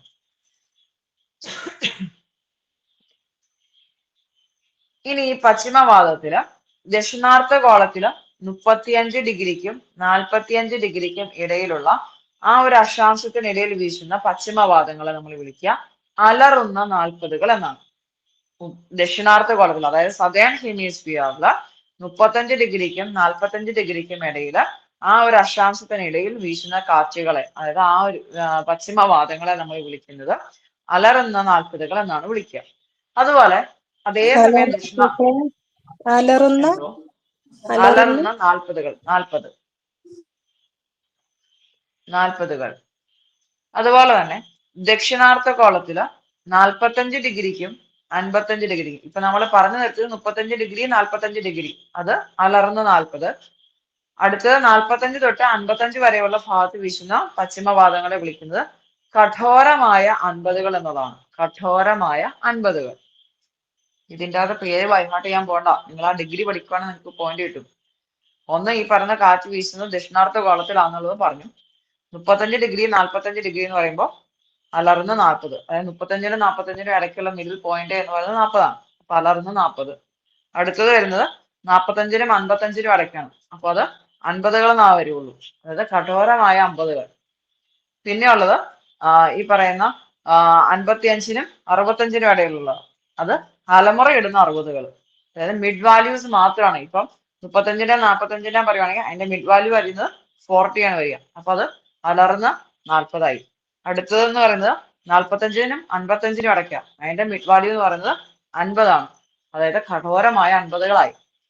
അടുത്തതെന്ന് പറയുന്നത് 55 ഡിഗ്രിക്കും 65 ഡിഗ്രിക്കുമാണ്, അതിന്റെ മിഡ് വാല്യൂ എന്ന് പറയുന്നത് 60 ആണ് വരിക. അപ്പൊ അലർന്ന 60കളായി. നിങ്ങൾ ഇത് ബൈഹാർട്ട് ചെയ്യാൻ പോകണ്ട, ഈ ഒരു ഡിഗ്രി വെച്ചിട്ട് പോയിന്റ് പിടിക്കാനായിട്ട് ശ്രമിക്കുക. ഓക്കെ. ഇനിയുള്ളത് നമ്മുടെ ധ്രുവീയ കാറ്റാണ്, അഥവാ പോളാർ വിൻഡ്സ്. ധ്രുവീയ കാറ്റ് എന്ന് പറയുമ്പോൾ ധ്രുവ പ്രദേശങ്ങളിൽ നിന്ന് ഉപധ്രുവീയ മേഖലയിലേക്ക് വീശുന്ന കാറ്റിനെയാണ് ധ്രുവീയ കാറ്റുകൾ എന്ന് പറയാം. അതായത് പൂർവ്വ ധ്രുവീയ കാറ്റുകൾ എന്നൊക്കെയാണ് ഈ പറയുന്ന ധ്രുവീയ കാറ്റ് അറിയപ്പെടുക. നമുക്ക് ആ ഒരു വീശുന്ന ഡയറക്ഷൻ മാത്രം ഓർത്തിരിക്കുക. ധ്രുവീയ പ്രദേശത്തിൽ നിന്ന് ഉപധ്രുവീയ മേഖലയിലേക്കായിരിക്കും അത് വീശുക. ഇപ്പൊ നമ്മൾ എടുത്തു തീർത്തത് ആഗോളവാദങ്ങളുടെ ഭാഗം മാത്രമാണ്. ഇനി അടുത്തതെന്ന് പറയുന്നത് കാലികവാദങ്ങളുണ്ട്. കാലികവാദങ്ങൾ എന്ന് പറഞ്ഞു കഴിഞ്ഞാൽ സീസണുകൾക്കനുസരിച്ച്, അതായത് ഋതുഭേദങ്ങൾക്കനുസരിച്ച് ദിശകൾക്ക് വ്യതിയാനം സംഭവിക്കുന്നുണ്ട് അവിടെ. അത്തരത്തിലുള്ള കാറ്റുകളാണ് കാലികവാദങ്ങൾ എന്ന് പറയുന്നത്. ഈ ആഗോളവാദങ്ങളുടെ പ്രത്യേകത എന്ന് വെച്ച് കഴിഞ്ഞാൽ വർഷം മുഴുവനും ഒരേ ഡയറക്ഷനിൽ തന്നെയായിരിക്കും ആ കാറ്റ് വീശിക്കൊണ്ടിരിക്കുക. പക്ഷെ കാലികവാദങ്ങൾ എന്ന് പറയുമ്പോൾ ആ ഒരു എന്താ പറയാ കാലഗണന അനുസരിച്ച് അല്ലെങ്കിൽ ഋതുഭേദങ്ങൾക്കനുസരിച്ച് ദിശയിൽ, കാറ്റിന്റെ ദിശയിലൊക്കെ വ്യത്യാസം വരുന്നുണ്ട്. ആ ടൈപ്പ് ഓഫ് വിൻഡിനെയാണ് നമ്മൾ കാലികവാദങ്ങൾ അഥവാ സീസണൽ വിൻഡ് എന്നൊക്കെ പറയാം. അതിന്റെ എക്സാമ്പിൾ ആണ് ഈ പറയുന്ന മൺസൂൺ കാറ്റ്, കരക്കാറ്റ്, കടൽക്കാറ്റ്, പർവ്വതക്കാറ്റ്, അതുപോലെ താഴ്വരക്കാറ്റ്. മൺസൂൺ കാറ്റുകളിൽ തന്നെ തെക്ക് പടിഞ്ഞാറിനുമുണ്ട് വടക്ക് കിഴക്കിനുമുണ്ട്. അതൊന്ന് ഓർമ്മിച്ച് വെക്കുക. ഇനി ഈ പറയുന്ന മൺസൂണിന്റെ കാര്യം പറഞ്ഞു കഴിഞ്ഞാൽ മൺസൂൺ കാറ്റ് അല്ലെങ്കിൽ മൺസൂൺ കാറ്റ് രൂപപ്പെടുന്നതിനുള്ള ഘടകങ്ങൾ എന്താ? പ്രധാനപ്പെട്ട കാര്യം, മൺസൂൺ കാറ്റ് രൂപം ഉണ്ടാവാൻ അല്ലെങ്കിൽ അതിന് മെയിൻ ആയിട്ടുള്ള റീസണുകൾ എന്താ വരിക? അത് ഇമ്പോർട്ടന്റ് ആണ്, ഓർത്തു വെക്കണം. സൂര്യന്റെ അയനം, കൊറിയോളിസ് പ്രഭാവം, അതുപോലെ തന്നെ താപനിലയത്തിലെ വ്യത്യാസങ്ങൾ. ഈ 3 കാര്യങ്ങളാണ് മൺസൂണിന്റെ രൂപം കൊള്ളുന്നതിനെ സ്വാധീനിക്കുന്ന ഘടകങ്ങൾ എന്ന് പറയുന്നത്. മൺസൂൺ എന്ന് പറയുന്ന പദം അറബിക് വേർഡിൽ നിന്ന് വന്നിട്ടുള്ളതാണ്. മൗസിം എന്ന് പറയുന്ന അറബിക് വേർഡാണ് നമ്മൾ മൺസൂൺ എന്ന വേർഡിന് വേണ്ടി സെലക്ട് ചെയ്തിരിക്കുന്നത് ഓർത്ത് വെക്കുക. അതുപോലെ മൺസൂൺ കാറ്റുകളുടെ മാറ്റം ഏറ്റവും ആദ്യമായിട്ട് കണ്ടെത്തിയത് എന്ന് പറയുന്ന ഹിപ്പാലസ് എന്ന് പറയുന്ന നാവികനാണ്. ഹിപ്പാലസ് എന്ന് പറയുന്ന ഗ്രീക്ക് നാവികനും അറബി പണ്ഡിതനൊക്കെയാണ് അദ്ദേഹം. അപ്പൊ ഹിപ്പാലസ് ആണ് മൺസൂൺ കാറ്റുകളുടെ മാറ്റം ആദ്യമായിട്ട് കണ്ടെത്തിയത് എന്ന് പറഞ്ഞു. അതുപോലെ ഈ മൺസൂണ് ഏറ്റവും കൂടുതലായിട്ട് അനുഭവപ്പെടുന്ന 2 രാജ്യങ്ങൾ എന്ന് പറയുന്നത് ഇന്ത്യയും ശ്രീലങ്കയുമാണ്. ഇപ്പൊ മൺസൂണിനെ കുറിച്ച് പറഞ്ഞ സ്ഥിതിക്ക് നമുക്ക് ജസ്റ്റ് തെക്ക് പടിഞ്ഞാറൻ മൺസൂണും വടക്ക് കിഴക്കൻ മൺസൂണും ഒന്ന് പറഞ്ഞു പോവാം. തെക്ക് പടിഞ്ഞാറൻ മൺസൂൺ എന്ന് പറയുമ്പോൾ നമുക്ക് അത് ഏത് പേരിൽ അറിയപ്പെടുക? കാലവർഷമാണോ, ഇടവപ്പാതിയാണോ, തുലാവർഷമാണോ, എന്താ വരിക? അത് ഏത് പേരിൽ അറിയപ്പെടുന്നേ? നമുക്ക് ഈ വരാൻ പോകുന്ന കാലവർഷം ഏതാ? തെക്ക് പടിഞ്ഞാറൻ മൺസൂൺ കാറ്റാണ്. ഓക്കെ, ഇന്ത്യയിലെ ഏറ്റവും വലിയ മഴക്കാലത്തിന് കാരണമാകുന്ന കാറ്റാണ് തെക്ക് പടിഞ്ഞാറൻ മൺസൂൺ കാറ്റ് എന്ന് പറയുന്നത്. അതായത് നമ്മുടെ ജൂൺ തൊട്ട് സെപ്റ്റംബർ വരെയുള്ള സമയത്താണ് ഈ പറയുന്ന കാറ്റ് നമുക്ക് അനുഭവപ്പെടുക. അതായത് ഇടവപ്പാതി എന്ന പേരിൽ നമ്മൾ ഈ പറയുന്ന കേരളത്തിൽ ഈ പറയുന്ന മൺസൂൺ മഴയെ നമ്മൾ വിളിക്കും. എനിവേ, ഈ പറയുന്ന തെക്ക് പടിഞ്ഞാറൻ മൺസൂൺ കാറ്റിന് 2 ശാഖകളാണുള്ളത്. അറബിക്കടൽ ശാഖയുണ്ട്, ബംഗാൾ ഉൾക്കടൽ ശാഖയുണ്ട്. ഇതിലെ അറബിക്കടൽ ശാഖ എന്ന് പറഞ്ഞു കഴിഞ്ഞാല് ഗോവ, അതായത് അറബിക്കടലിന്റെ സൈഡിൽ കിടക്കുന്ന സ്റ്റേറ്റുകൾ ഗോവ, കർണാടക, പിന്നെ കേരളം, മഹാരാഷ്ട്ര, ഗുജറാത്ത് എന്നീ സംസ്ഥാനങ്ങളിലെ കനത്ത മഴയ്ക്ക് കാരണമാകുന്ന മൺസൂൺ കാറ്റിന്റെ തെക്ക് പടിഞ്ഞാറൻ മൺസൂൺ കാറ്റിന്റെ ശാഖയാണ് അറബിക്കടൽ ശാഖ എന്ന് പറയുന്നത്. അതായത് അറബിക്കടലിന്റെ സൈഡിൽ കിടക്കുന്ന സ്റ്റേറ്റുകളാണത്. അവിടെ കാരണമാകുന്ന അറബിക്കടൽ ശാഖയാണ്. അതുപോലെ ബംഗാൾ ഉൾക്കടൽ ശാഖ എന്ന് പറയുമ്പോൾ സുന്ദർബന ഡെൽറ്റ പ്രദേശം മുതൽ ഇന്ന് താഴെ എന്താ വടക്ക് കിഴക്കൻ സംസ്ഥാനങ്ങളിലേക്കെല്ലാം, അതായത് പശ്ചിമ ബംഗാള്, ബീഹാർ, ഉത്തർപ്രദേശ്, വടക്ക് കിഴക്കൻ സംസ്ഥാനങ്ങൾ അവിടെയൊക്കെ കനത്ത മഴയ്ക്ക് കാരണമാവുന്ന തെക്ക് പടിഞ്ഞാറൻ മൺസൂണിന്റെ ശാഖയാണ് ബംഗാൾ ഉൾക്കടൽ ശാഖ എന്ന് പറയുന്നത്. ഈ 2 ശാഖകളും കൂടി, അതായത് തെക്ക് പടിഞ്ഞാറൻ മൺസൂൺ കാറ്റിന്റെ ബംഗാൾ ഉൾക്കടൽ ശാഖയും അറബിക്കടൽ ശാഖയും കൂടെ കൂടിച്ചേരുന്ന പ്രദേശം അറിയപ്പെടുന്നത് പഞ്ചാബ് സമതലം എന്ന പേരിലാണ്. ആ പേര് ഓർമ്മിച്ച് വെക്കുക. പഞ്ചാബ് സമതലം എന്ന പേരിലാണ് തെക്ക് പടിഞ്ഞാറൻ മൺസൂൺ ബംഗാൾ ശാഖയും അറബിക്കടൽ ശാഖയും കൂടെ കൂടിച്ചേരുന്ന പ്രദേശം അറിയപ്പെടുന്നത് എന്നുള്ളത് ഓർമ്മിച്ച് വെക്കുക. കേരളത്തിൽ ഇത് ഏത് പേരിലാണ് അറിയപ്പെടുന്നത്? കേരളത്തിൽ തെക്ക് പടിഞ്ഞാറൻ മൺസൂൺ കാലവർഷം ഏത് പേരിലാണ് അറിയപ്പെടുന്നത്? ഇടവപ്പാതി. ഇടവപ്പാതി. ഓക്കെ. ഈ തെക്ക് പടിഞ്ഞാറൻ മൺസൂൺ രണ്ടും കൂടെ ചേരുന്ന സ്ഥലം എങ്ങനെ? പഞ്ചാബ് സമതലം. പഞ്ചാബ് സമതലം. ഓക്കെ. ഈ പറയുന്ന രാജസ്ഥാനില് ഈ തെക്ക് രാജസ്ഥാനിലെ മെയിൻലി ലിറ്റിൽ റെയിൻഫോൾ മാത്രമാണ് അവിടെ ഉള്ളത്. ഈ പറഞ്ഞ തെക്ക് പടിഞ്ഞാറൻ മൺസൂൺ കാലവർഷത്തിന്റെ ഒക്കെ സമയത്ത് അവിടെ ഭയങ്കര കാര്യമായിട്ട് മഴയൊന്നും ഉണ്ടാവുന്നില്ല. അതിന്റെ കാരണം എന്താ? തെക്ക് പടിഞ്ഞാറിന്റെ സമയത്തല്ല, ഒരു മൺസൂൺ കാലവർഷത്തിലും കൃത്യമായ രീതിയിൽ അവിടെ ഒരു മഴയില്ല. ഏറ്റവും കുറവ് മഴ പെയ്യുന്ന ഒരു പ്രദേശമാണ് ഇന്ത്യയിലെ രാജസ്ഥാൻ എന്ന് പറയുന്നത്. അതെന്തുകൊണ്ടാ അറിയില്ല. ഓക്കെ, ഇന്ത്യയിലെ മൊത്തത്തില് പറഞ്ഞു ഇല്ല. ഓക്കെ, ഇന്ത്യയിലെ മൊത്തത്തിലെ മഴ തരുന്ന കാറ്റാണ് ഈ പറയുന്ന മൺസൂൺ കാറ്റുകൾ എന്ന് പറയുന്നത്, ആ രണ്ടെണ്ണം. പക്ഷെ രാജസ്ഥാനിലെ മഴ വളരെ കാര്യമായിട്ട് ലഭിക്കാത്തതിന്റെ കാരണം എന്ന് പറയുന്നത് ഈ മൺസൂൺ കാറ്റ് ആരവല്ലി പർവ്വതനിരകൾക്ക് സമാന്തരമായിട്ട് കടന്നു പോകുന്നു. അതായത് ആരവല്ലി പർവ്വതനിര നിൽക്കുന്നതുകൊണ്ട് തന്നെ അതിന്റെ ഇപ്പുറത്തോട്ട് ആ കാറ്റ് കടന്നു പോകുന്നില്ല. ആ ഒരു റീസൺ ആണ് രാജസ്ഥാനിലെ മഴ വളരെ കുറവാകുന്നതിന് അല്ലെങ്കിൽ മഴ വളരെ വിരളമാകുന്നതിന്റെ കാരണം എന്ന് പറയുന്നത്. ഓക്കെ, ഇന്ത്യയില് മഴക്കാലത്തിനും ശൈത്യകാലത്തിനും ഇടയിലുള്ള ഒരു ഇടവേള കാലമുണ്ട്. അത് ഏതാ അറിയപ്പെടുന്നത്? ശ്രദ്ധിച്ചു കേൾക്കണം. ഇന്ത്യയില് മഴക്കാലത്തിനും ശൈത്യകാലത്തിനും ഇടയിലുള്ള കാലം അതെങ്ങനെ അറിയപ്പെടുക? തുലാവർഷം. തുലാവർഷം. അത് പക്ഷെ ആ മൺസൂൺ കാലം വെച്ചിട്ട് പറയുമ്പോ എങ്ങനെ വരും? വടക്ക് കിഴക്കൻ മൺസൂൺ കാലം. അതായത് ഇന്ത്യയില് മഴക്കാലത്തിനും ശൈത്യകാലത്തിനും ഇടയിലുള്ള വേനൽക്കാലം ഇടവേളയുള്ള കാലം വരുമ്പോ വടക്ക് കിഴക്കൻ മൺസൂൺ കാലം അഥവാ തുലാവർഷം എന്ന പേരിലാണ് അറിയപ്പെടുക. അതായത് ഈ കാലഘട്ടത്തിന് നമുക്ക് മറ്റൊരു രീതിയിലും കൂടെ പറയാം, മൺസൂണിന്റെ പിൻവാങ്ങൽ അല്ലെങ്കിൽ റിട്രീറ്റിംഗ് മൺസൂൺ എന്നുകൂടി നമുക്കതിനെ വിളിക്കാനായിട്ട് സാധിക്കും. ഈ സമയത്ത്, അതായത് ഈ വടക്ക് കിഴക്കൻ മൺസൂൺ കാലത്തിന്റെ സമയത്ത് ഏറ്റവും കൂടുതൽ മഴ ലഭിക്കുന്ന പ്രദേശം എന്ന് പറയുന്നത് ഇന്ത്യയുടെ കൊറോമാണ്ടൽ തീരം. ഇന്ത്യയുടെ കൊറോമാണ്ടൽ തീരം ഏതാ? ഇന്ത്യയുടെ കൊറോമാണ്ടൽ തീരം എന്ന് പറയുന്നത് ഏതാ? ആൻഡമാൻ നിക്കോബാറിലോട്ടൊന്നും നമുക്ക് പോകണ്ട. തീരം എന്നല്ല പറഞ്ഞത്. തമിഴ്നാട്, ഏകദേശം തമിഴ്നാട് എന്നൊക്കെ പറയാം. അതായത് കൊറോമാണ്ടൽ തീരം എന്ന് പറയുമ്പോൾ തമിഴ്നാട് തീരവും ആന്ധ്രാപ്രദേശിന്റെ തെക്ക് ഭാഗവും കൂടെ വരും. അതായത് ആന്ധ്രാപ്രദേശ് നമ്മൾ മാപ്പിൽ എടുക്കുമ്പോൾ മുകളിൽ നിന്ന് വരുമ്പോഴത്തേനും ആന്ധ്രാപ്രദേശിന്റെ താഴത്തെ കുറച്ച് ഭാഗവും തമിഴ്നാട് മൊത്തവും കൂടെ വരുന്നതാണ് ഈ പറയുന്ന കൊറോമാണ്ടൽ തീരം എന്ന് പറയാം. എനിവേ, ഈ പറയുന്ന വടക്ക് കിഴക്കൻ മൺസൂൺ കാലം എന്ന് പറയുന്നത് ഏറ്റവും കൂടുതൽ മഴ ലഭിക്കുന്ന പ്രദേശം എന്ന് പറയുന്നത് ഇന്ത്യയുടെ കൊറോമാണ്ടൽ തീരം എന്നുള്ളതാണ്. അപ്പൊ വടക്ക് കിഴക്കൻ മൺസൂൺ കാലത്ത് ഏറ്റവും കൂടുതൽ മഴ ലഭിക്കുന്ന സംസ്ഥാനം ഏതെന്ന് ചോദിച്ചിട്ടുണ്ടെങ്കിൽ അത് തമിഴ്നാടാണെന്നുള്ള ഓർമ്മിച്ചു വെക്കുക. കേരളത്തിൽ നമ്മൾ ഈ പറയുന്ന മൺസൂൺ കാലത്തിനെ തുലാവർഷം എന്ന പേരിലാണ് വിളിക്കുന്നത്. ഓക്കെ, ഇനി നമ്മൾ വീണ്ടും പഴയതുപോലെ കാലിക ഭാഗത്തിലേക്ക് വരുവാണ്. നമ്മളിപ്പോ മൺസൂൺ കാറ്റ് മാത്രമാണ് നിർത്തിയത്. ഇനി വേറെയുള്ള മൺസൂൺ കാറ്റിന് കാരണമായിട്ടുള്ളത് 3 പറഞ്ഞില്ലേ, ഒന്നുകൂടെ പറയാവോ? സൂര്യന്റെ അയനം. സൂര്യന്റെ ഒരു മിനിറ്റ്. മൺസൂൺ കാറ്റിന് കാരണമായിട്ടുള്ള കാര്യങ്ങളല്ലേ? അതെ.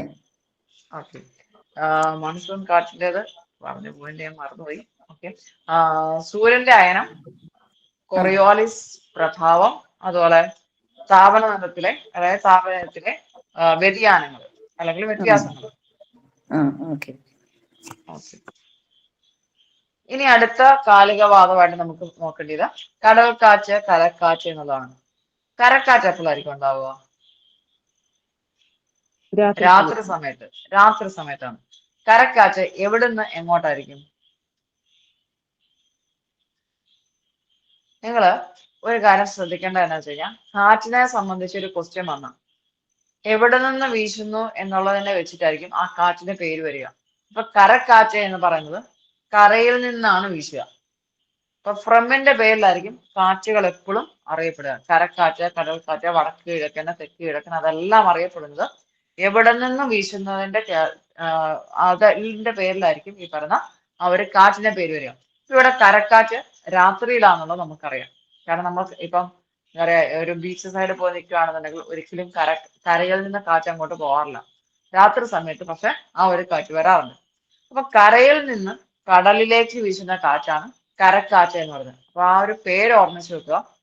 കരക്കാറ്റ് എന്ന് പറയുമ്പോൾ ഫ്രമിന്റെ പേരിലായിരിക്കും, അതായത് ഫ്രം അഡ്രസ്സിന്റെ പേരിലായിരിക്കും ആ കാറ്റ് അറിയപ്പെടുന്നത്. അപ്പൊ കടൽ കാറ്റ് ഇവിടെ നിന്ന് എങ്ങോട്ടായിരിക്കും വീശുക? കടൽ കാറ്റ് കടലിൽ നിന്ന് കരയിലേക്ക് പകൽ സമയത്ത് വീശുന്നു. ഓക്കെ, അങ്ങനെയാണെങ്കിൽ താഴ്വരക്കാറ്റ് എങ്ങനെയായിരിക്കും? താഴ്വരക്കാറ്റ് താഴ്വരയിൽ നിന്ന് താഴ്വരയിൽ നിന്ന് പർവ്വതത്തിലേക്ക് വീശുന്നതാണ് ഈ പറയുന്ന താഴ്വരക്കാറ്റ്. ഈ താഴ്വരക്കാറ്റ് ഏത് സമയത്തായിരിക്കും? പകൽ സമയത്തായിരിക്കുമോ രാത്രി സമയത്തായിരിക്കുമോ? നിങ്ങളൊരു മൗണ്ടന്റെ മുകളിൽ കയറി നിൽക്കുന്നു. മൗണ്ടന്റെ മുകളിൽ പകൽ സമയത്ത് കയറി നിൽക്കുമ്പോ കാറ്റ് എവിടുന്നാ വരിക? താഴ്വരയിൽ നിന്നാണ് വരിക.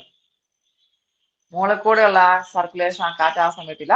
താഴ്വരയിൽ നിന്നാണ് ഈ പറയുന്ന അല്ല, പകൽ സമയത്ത് താഴ്വരയിൽ നിന്ന് മുകളിലേക്ക് വീശുന്ന കാറ്റാണ് താഴ്വര കാറ്റ് എന്ന് പറയാം. പർവ്വതക്കാറ്റ് എന്ന് പറയുമ്പോൾ എന്തായിരിക്കും വരിക? പർവ്വതത്തിൽ നിന്ന് താഴ്വരയിലേക്ക് പോകുന്നു. അത് രാത്രി സമയത്താണ്. കാലികവാതം ഇപ്പൊ ഓക്കെ ആയോ? ഇത്രയേ ഉള്ളൂ നമുക്ക് കാലികവാതത്തെ പഠിക്കാൻ. മൺസൂൺ കാറ്റ് നമ്മൾ പഠിച്ചു, താഴ്വരക്കാറ്റ്, പർവ്വതക്കാറ്റ് പഠിച്ചു, കടൽക്കാറ്റ്, കരക്കാറ്റ് പഠിച്ചു. കാലികവാതം ഓക്കെ ആയോ ഇപ്പോ? ഒന്നുകൂടെ ഓട്ടിച്ച് പറയോ? ഓക്കെ. കടൽക്കാറ്റ്. കടൽക്കാറ്റ് എന്ന് പറയുന്നത് പകൽ സമയത്ത് വീശും, കടലിൽ നിന്ന് കരയിലേക്ക് വീശും. കരക്കാറ്റ് എന്ന് പറയുമ്പോൾ കരയിൽ നിന്നും കടലിലേക്ക് വീശും രാത്രി സമയത്ത്. താഴ്വരക്കാറ്റ് എന്ന് പറയുന്നത് പകൽ സമയത്ത് വീശും, താഴ്വരയിൽ നിന്ന് പർവ്വതങ്ങളിലേക്കായിരിക്കും വീശുക, പർവ്വത ചെരുവുകളിലേക്കായിരിക്കും വീശുക. അടുത്തത് പർവ്വതക്കാറ്റ് എന്ന് പറയുന്നത് രാത്രി സമയത്ത് പർവ്വതത്തിൽ നിന്ന് താഴ്വരയിലേക്ക് വീശും. ഓക്കെ ആയോ? ഓക്കെ. ഇനി അതോടുകൂടി നമ്മുടെ കാലികവാദത്തിന്റെ സെക്ഷൻ തീർന്നു. ഇനിയുള്ളത് അസ്ഥിരവാദങ്ങളാണ്.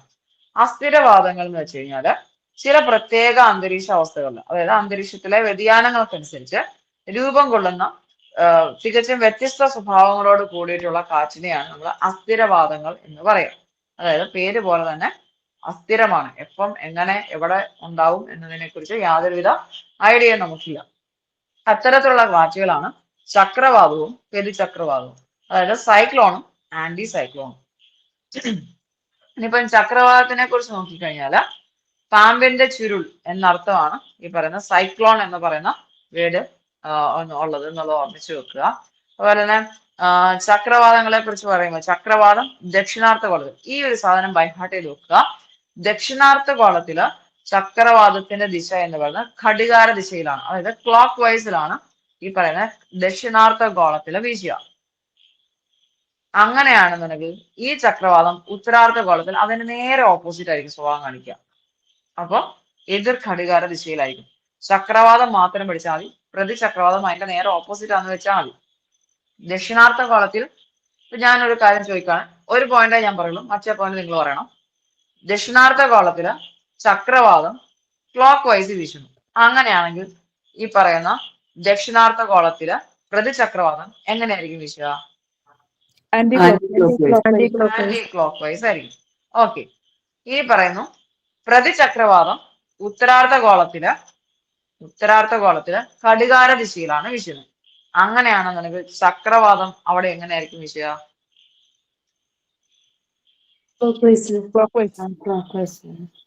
അവിടെ തെറ്റി. ഞാൻ പറഞ്ഞതായിരുന്നു ഉത്തരാർത്ഥ ഗോളത്തില് പ്രതിചക്രവാതം ഘടികാര ദിശ. അപ്പോ ചക്രവാതം എന്ന് പറയുന്നത് എതിർ ഘടികാര ദിശയിലായിരിക്കും. അതായത് നേരെ രണ്ടും ഓപ്പോസിറ്റേ വരുള്ളൂ. ദക്ഷിണാർത്ഥ ഗോളം ചക്രവാതം പഠിച്ചു കഴിഞ്ഞാൽ മറ്റേത് നിങ്ങൾ പഠിക്കാൻ പോകണ്ട, അത് നേരെ ഓപ്പോസിറ്റ് ആണെന്ന് ഓർമ്മിച്ച് വെക്കുക. അതുപോലെ തന്നെ ഉത്തരാർത്ഥ ഗോളത്തിലെ ചക്രവാതത്തിന്റെ പഠിച്ചിട്ടുണ്ടെങ്കിൽ പ്രതിചക്രവാതം പഠിക്കാൻ പോകണ്ട, അത് നേരെ ഓപ്പോസിറ്റ് ആയിരിക്കും വരിക. പക്ഷെ പഠിക്കുന്നത് ആ പോയിന്റ് കൃത്യമായിട്ട് ഓർത്തിരിച്ചു വെക്കണം. ഇപ്പൊ മാറിപ്പോയതുപോലെ മാറിപ്പോരുത്, പോയിട്ടുണ്ടെങ്കിൽ 1 മാർക്ക് പോകും. ഓക്കെ. ഇനി നമുക്ക് കുറച്ച് എന്താ പറയാ ചില ചക്രവാതങ്ങളുടെ പേരുകളൊന്ന് ഓർത്തിരിക്കണം. ടൈഫൂൺസ് എന്ന് പറയുന്ന ചക്രവാതം എന്ന് പറയുന്നത് ചൈന കടലിൽ വീശുന്ന ചക്രവാതമാണ് ടൈഫൂൺസ് എന്ന് പറയുക. ടൈഫൂൺസ് എന്ന് പറയുന്ന ചക്രവാതം എന്ന് പറയുന്നത് ചൈന കടലിലാണ് വീശുന്നത് എന്നുള്ളത് ഓർമ്മിച്ചു വെക്കുക. അതുപോലെ തന്നെ ഹരിക്കെയിൻസ് വീശുന്നത് കരീബിയൻ കടലിലും മെക്സിക്കോ ഉൾക്കടലിലുമാണ് വീശുക. കരീബിയൻ കടലിലും മെക്സിക്കോ ഉൾക്കടലിലും വീശുന്നതാണ് ഹരിക്കെയിൻസ് എന്ന് പറയാം. അതുപോലെ ടൊർണാൾഡോ എന്ന് പറയുന്ന ചക്രവാതം വീശുന്ന അമേരിക്കയിലാണ്. ഈ ടൊർണാഡോ എന്ന് പറഞ്ഞു കഴിഞ്ഞാൽ ഭയങ്കര പ്രശ്നക്കാരാണ്. കാരണം പുള്ളി കടന്നു പോകുന്ന ആ ഒരു ഏരിയ എന്ന് പറയുന്നത് ഭയങ്കരമായിട്ടുള്ള നാശനഷ്ടങ്ങൾ വരുത്തിക്കൊണ്ട് പോകുന്ന ഒരു കാറ്റാണ് ഈ പറഞ്ഞ ടൊർണാഡോ എന്ന് പറയാം. ടൊർണാഡോയുടെ ആകൃതി എന്ന് പറയുന്നത് ചോർപ്പിന്റെ ആകൃതിയിലാണ്. അതായത് ഒരു ഫണലിന്റെ ആകൃതിയിൽ മേഘരൂപത്തിൽ കാണപ്പെടുന്ന ചക്രവാതമാണ് ഈ പറഞ്ഞ ടൊർണാഡോ എന്ന് പറയാം. ടൊർണാഡോ കടന്നു പോകുന്ന ആ ഒരു പർട്ടിക്കുലർ റൂട്ടിനെ അല്ലെങ്കിൽ ആ ഒരു പാതയെ വിളിക്കുന്നത് ഡാമേജ് പാത്ത് എന്നാണ് വിളിക്കുന്നത്. Damage path. അതിന്റെ കാരണം എന്ന് പറയുന്നത് ടൊർണാഡോ മൂലം ഏറ്റവും കൂടുതൽ നാശനഷ്ടം ഉണ്ടാകുന്നത് അമേരിക്കയ്ക്കാണ്. അതായത് ടൊർണാഡോ ഭയങ്കരമായ ഒരു ചക്രവാതമാണ്. ഡാമേജ് പാത്ത് എന്നാണ് അത് കടന്നു പോകുന്ന ഒരു ഏരിയ. അപ്പൊ അതൊന്ന് ഓർത്ത് വെക്കുക.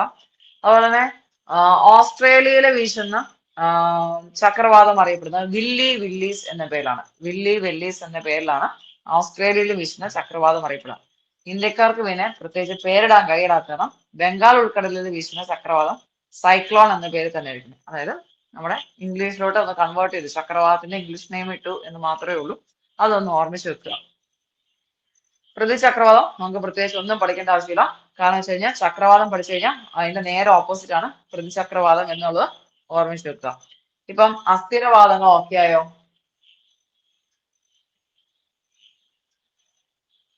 ഓക്കെ. ബംഗാൾ ഉൾക്കടലിന് വീശുന്ന ഏതാ ടീച്ചറെ? സൈക്ലോൺ. ഓക്കെ. ഇനി നമുക്ക് കാറ്റിന്റെ കാര്യത്തിൽ ഒരൊറ്റ സാധനം കൂടെ നോക്കാനുള്ളൂ. പ്രാദേശികവാദങ്ങൾ. അതായത് പ്രാദേശികമായിട്ട് കുറേയേറെ കാറ്റുകളുണ്ട്. അവരുടെ പേര് നമ്മൾ പഠിച്ചു വെക്കണം. കാരണം ഇന്ത്യയിലും ആ ഒരു കാര്യമുണ്ട്. നമുക്ക് വേൾഡ് ലെവലിലും നോക്കി വെക്കാൻ കുറച്ച് പോയിന്റുകളുണ്ട് കാറ്റിന്റെ കാര്യത്തിൽ. പ്രാദേശികവാദങ്ങൾ എന്ന് കഴിഞ്ഞാൽ മറ്റു കാറ്റുകളെ അപേക്ഷിച്ച് താരതമ്യേന ഒരു ചെറിയ പ്രദേശത്ത് മാത്രം ഒതുങ്ങി നിൽക്കുന്ന ടൈപ്പ് ഓഫ് കാറ്റുകളാണ് ഈ പറയുന്ന പ്രാദേശികവാദങ്ങൾ എന്ന് പറയാം. ഇതില് മെയിൻ ആയിട്ടും ഓർത്തിരിക്കുന്നത് ഫോൻ എന്ന് പറയുന്ന കാറ്റ് എന്ന് പറയുന്നത് യൂറോപ്പിലെ ആൽപ്സ് പർവ്വതത്തിന്റെ ചെരുവിലൂടെ കടന്നു പോകുന്ന കാറ്റാണ് ഫോൻ എന്ന് പറയുന്നത്. ആ കാറ്റുകളുടെ പ്രധാനപ്പെട്ട ഉപയോഗം എന്താണെന്ന് വെച്ച് കഴിഞ്ഞാൽ, അല്ലെങ്കിൽ ആ കാറ്റുകൾ കൊണ്ട് നമുക്കുണ്ടാകുന്ന പ്രയോജനം എന്താണെന്ന് വെച്ച് കഴിഞ്ഞാൽ, മുന്തിരിക്കൊലകൾ പാകമാകാനായിട്ട് സഹായിക്കുന്ന ഒരു പ്രാദേശികവാദമാണ് ഈ പറയുന്ന ഫൻ എന്ന് പറയുന്ന കാറ്റ്. ഈ കാറ്റിനെ വിശേഷിപ്പിക്കുന്നത് യൂറോപ്യൻ ചിനൂക്ക് എന്ന പേരിലാണ് അറിയപ്പെടുന്നത്. യൂറോപ്യൻ ചിനൂക്ക് എന്ന പേരിലാണ് ആ ഒരു കാറ്റ് അറിയപ്പെടുന്നത് എന്നുള്ളത് ഓർമ്മിച്ചു വെക്കുക. ഇനി യഥാർത്ഥത്തിലുള്ള ഒരു ചിനൂക്ക് ഉണ്ട്. ആ ചിനൂക്കിനെ നമ്മൾ വിളിക്കുന്നത് മഞ്ഞുതീനി എന്ന പേരിലാണ് അറിയപ്പെടുന്നത്. മഞ്ഞുതീനി എന്നറിയപ്പെടുന്നത് ചിനൂക്ക് എന്ന് പറയുന്ന പ്രാദേശികവാദമാണ്. ആ ഒരു വാദം വടക്കേ അമേരിക്കയിലെ റോക്കീസ് പർവ്വതത്തിലൂടെയാണ്.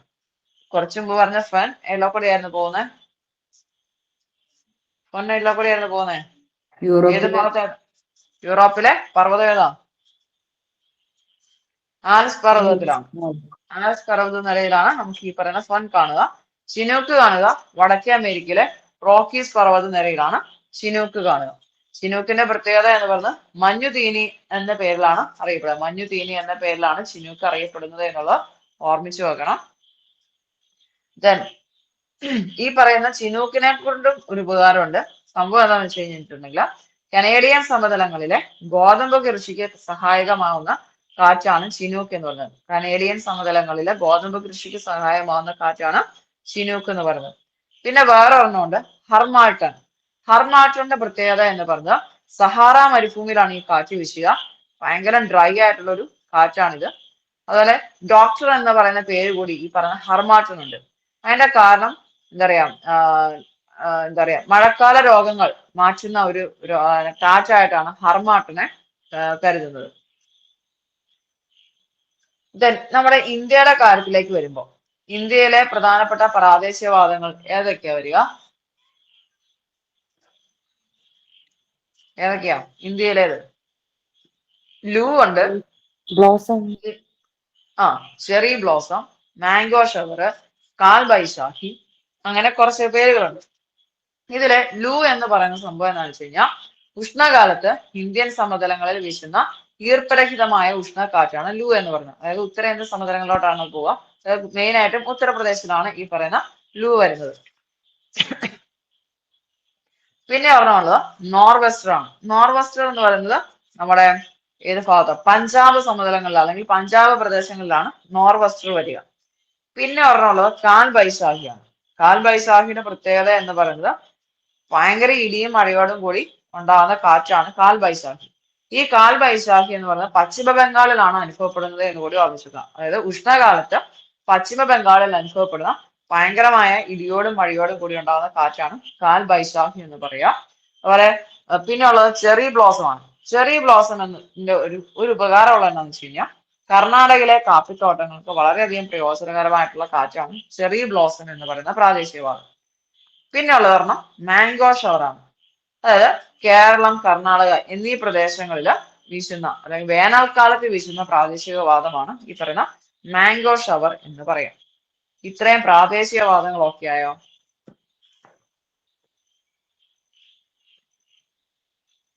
ഓക്കെ ആയി. അപ്പൊ നമ്മൾ എന്ത് ചെയ്യും? ഒരു 5 മിനിറ്റ് സമയം കൂടെ ഉണ്ട്. പുതിയൊരു ടോപ്പിക്കിലേക്ക് എടുക്കാൻ പോയി കഴിഞ്ഞാൽ നമുക്ക് ടൈം കിട്ടില്ല. ഇന്നിപ്പോ നമ്മള് വെറും 3 ക്വസ്റ്റ്യൻ ആണ് ഡിസ്കസ് ചെയ്തത്. അപ്പൊ തന്നെ നമ്മള് മെയിൻ ആയിട്ടുള്ള 2 ടോപ്പിക്കുകൾ തീർന്നു. ഒന്ന് സോളാർ സിസ്റ്റം തീർന്നു, മറ്റൊന്ന് കാറ്റിന്റെ ഭാഗം തീർന്നിട്ടുണ്ട്.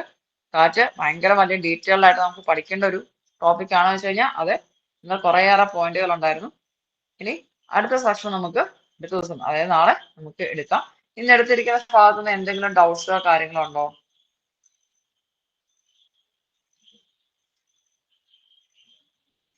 ഓക്കെ, പറഞ്ഞു തന്ന അത്രയും ഭാഗങ്ങൾ നിങ്ങൾക്ക് ഓക്കെ ആണോ?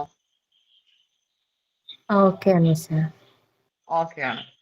ഓക്കെ, എന്തെങ്കിലും ഡൗട്ട്സോ കാര്യങ്ങളോ ഉണ്ടോ, അല്ലെങ്കിൽ നിങ്ങൾക്ക് എന്തെങ്കിലും കൺസേൺ ഉണ്ടെന്നുണ്ടെങ്കിൽ നിങ്ങളത് അഞ്ജു സാറുമായിട്ട് കോൺടാക്ട് ചെയ്യുക. സാറിനെ തിരിച്ച് മെസ്സേജ് അയച്ചോളും. അപ്പൊ എനിവേ ഓൾ ജസ്റ്റ് ഇനി വളരെ കുറച്ച് സമയങ്ങൾ മാത്രമാണ് നിങ്ങൾക്ക് മുന്നിലുള്ളത്. ഹിസ്റ്ററി ഏകദേശം എല്ലാം തന്നെ ഓക്കെ ആയിട്ടുണ്ട്. അത് നന്നായിട്ട് പഠിക്കുക. ജോഗ്രഫി ഇന്ന് തൊട്ട് നമ്മൾ തുടങ്ങി. കുറേയേറെ കൺഫ്യൂസിങ് ആയിട്ട് വരുന്ന ഭാഗമാണ് നമ്മുടെ കാറ്റ് എന്ന് പറയുന്നത്. മാക്സിമം എളുപ്പത്തിലാണ് ഞാൻ പറഞ്ഞു തന്നതെന്ന് കരുതുന്നു. എന്തെങ്കിലും ഡൗട്ട്സ് ഉണ്ടെങ്കിൽ ചോദിക്കുക. ഓക്കെ, ഡൗട്ട്സ് ആർക്കെങ്കിലും ഉണ്ടോ? ടീച്ചർ പറഞ്ഞ ക്ലാസ്സിലത്തൊക്കെ തന്നെ പഠിച്ചാ പോരെ ടീച്ചറെ?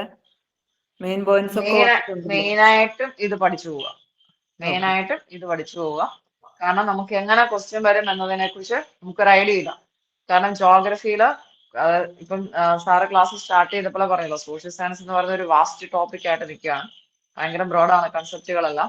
അതിൻ്റെ അകത്തെ ഫോക്കസിങ് ഏരിയയിൽ എല്ലാം ടച്ച് ചെയ്യുന്നുണ്ട്. പക്ഷെ മെയിൻ ആയിട്ടുള്ള പോയിന്റുകളാണ് നമ്മൾ നോക്കി പോവുക. കാരണം നിങ്ങൾക്ക് ഇപ്പൊ സ്ലൈഡ് കണ്ടപ്പോൾ തന്നെ അറിയാം 10-65ഓളം ക്വസ്റ്റ്യനുകൾ ഈ ഒരു സെറ്റിൽ തന്നെയുണ്ട്. അങ്ങനെ 2-3 സെറ്റുകളാണ് സെറ്റ് ചെയ്ത് വെച്ചിരിക്കുന്നത്. നമുക്ക് കിട്ടുന്നതിന്റെ മാക്സിമം ഞാൻ നിങ്ങൾക്ക് തരുന്നുണ്ട്. ഇപ്പൊ ആ ഒരു കാറ്റിന്റെ ഭാഗമായിട്ട് മൊത്തം പറഞ്ഞു കഴിഞ്ഞു.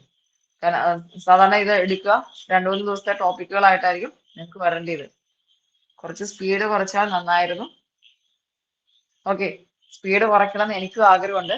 കുറയ്ക്കാൻ പോയി കഴിഞ്ഞാൽ നമുക്ക് മാക്സിമം കവർ ചെയ്യാനായിട്ട് സാധിക്കില്ല. അതാണ് നമ്മുടെ ഏറ്റവും വലിയ പ്രശ്നം. കാരണം സോഷ്യൽ സയൻസ് നിങ്ങൾ സിലബസ് നോക്കിയിട്ടുണ്ടെങ്കിൽ നിങ്ങൾക്കറിയാം, സോഷ്യൽ സയൻസ് ഒരു വലിയ പോർഷൻ ഉണ്ട് നിങ്ങൾക്ക് പഠിക്കാൻ. പ്രത്യേകിച്ച് ജോഗ്രഫി എന്ന് പറയുന്നത് ഹിസ്റ്ററിയും എക്കണോമിക്സും പൊളിറ്റിക്സും ഒക്കെ പിന്നെ നമ്മൾ ഈ പറഞ്ഞ 10ാം ക്ലാസ്സിന് ശേഷമോ ഹ്യൂമാനിറ്റീസ് എടുത്ത് പഠിച്ചിട്ടുണ്ടെങ്കിൽ അത് നമ്മൾ പഠിച്ചിട്ടുണ്ടാവും. പക്ഷെ ഈ പറയുന്ന ജോഗ്രഫി എന്ന് പറയുന്ന സാധനം നമ്മൾ പലരും തന്നെ 10ാം ക്ലാസ്സിന് ശേഷം അത്ര കണ്ട് പഠിച്ചിട്ടുണ്ടാവില്ല, അല്ലെങ്കിൽ പഠിപ്പിക്കുന്നവരായിരിക്കും യൂസ് ചെയ്തിട്ടുണ്ടാവുക. അപ്പൊ അങ്ങനത്തെ ചെറിയൊരു പ്രശ്നം നമുക്ക് ജോഗ്രഫിക്കുണ്ട്. അത് കാരണം കുറച്ച് ഡീറ്റെയിൽഡ് ആയിട്ട് തന്നെ നിങ്ങൾ പഠിച്ചു വെക്കണം. കൺസെപ്റ്റുകൾ അങ്ങും ഇങ്ങും മാറിപ്പോകരുത്. നല്ല രീതിയിൽ ട്രെയിൻ ആയി കഴിഞ്ഞിട്ടുണ്ടെങ്കിൽ ഓക്കെ ആയിട്ട് അത് പൊക്കോളും. കാരണം ഇതിനകത്ത് ചില കാര്യങ്ങൾ നമ്മൾ ബൈഹാർട്ട് ചെയ്യണം, ചില കാര്യങ്ങൾ നമുക്ക് ഒഴിവാക്കി അങ്ങ് മാറ്റി നിർത്തി മറ്റേതുമായിട്ട് കണക്ട് ചെയ്യാം. ഇപ്പൊ ഈ പറഞ്ഞ എന്താ പറയാ ട്രിയലിവിൻസിന്റെ കാര്യം പറഞ്ഞപ്പോ അലറുന്ന 50കള് 50കള് 40കള് 60കള് എന്ന് പറഞ്ഞു.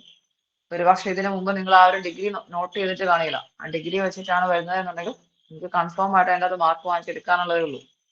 അങ്ങനത്തെ കുറേയേറെ കാര്യങ്ങൾ ജോഗ്രഫിക്കകത്ത് ശ്രദ്ധിച്ചു വെച്ച് പോവുക. ഹിസ്റ്ററിക്കകത്താണെങ്കിലും ഇയറുകൾ നല്ല രീതിയിൽ ഓർമ്മിച്ച് വെക്കുക. കാരണം ക്രിനോളജിക്കൽ ഓർഡറിലൊക്കെ വരും. ഇനി നമുക്ക് നെക്സ്റ്റ് ക്ലാസ്സിൽ ബാക്കിയുള്ള ഭാഗം അല്ലെങ്കിൽ ബാക്കിയുള്ള ക്വസ്റ്റ്യനുകൾ നമുക്ക് ഡിസ്കസ് ചെയ്യാം. Thank you thank you teacher.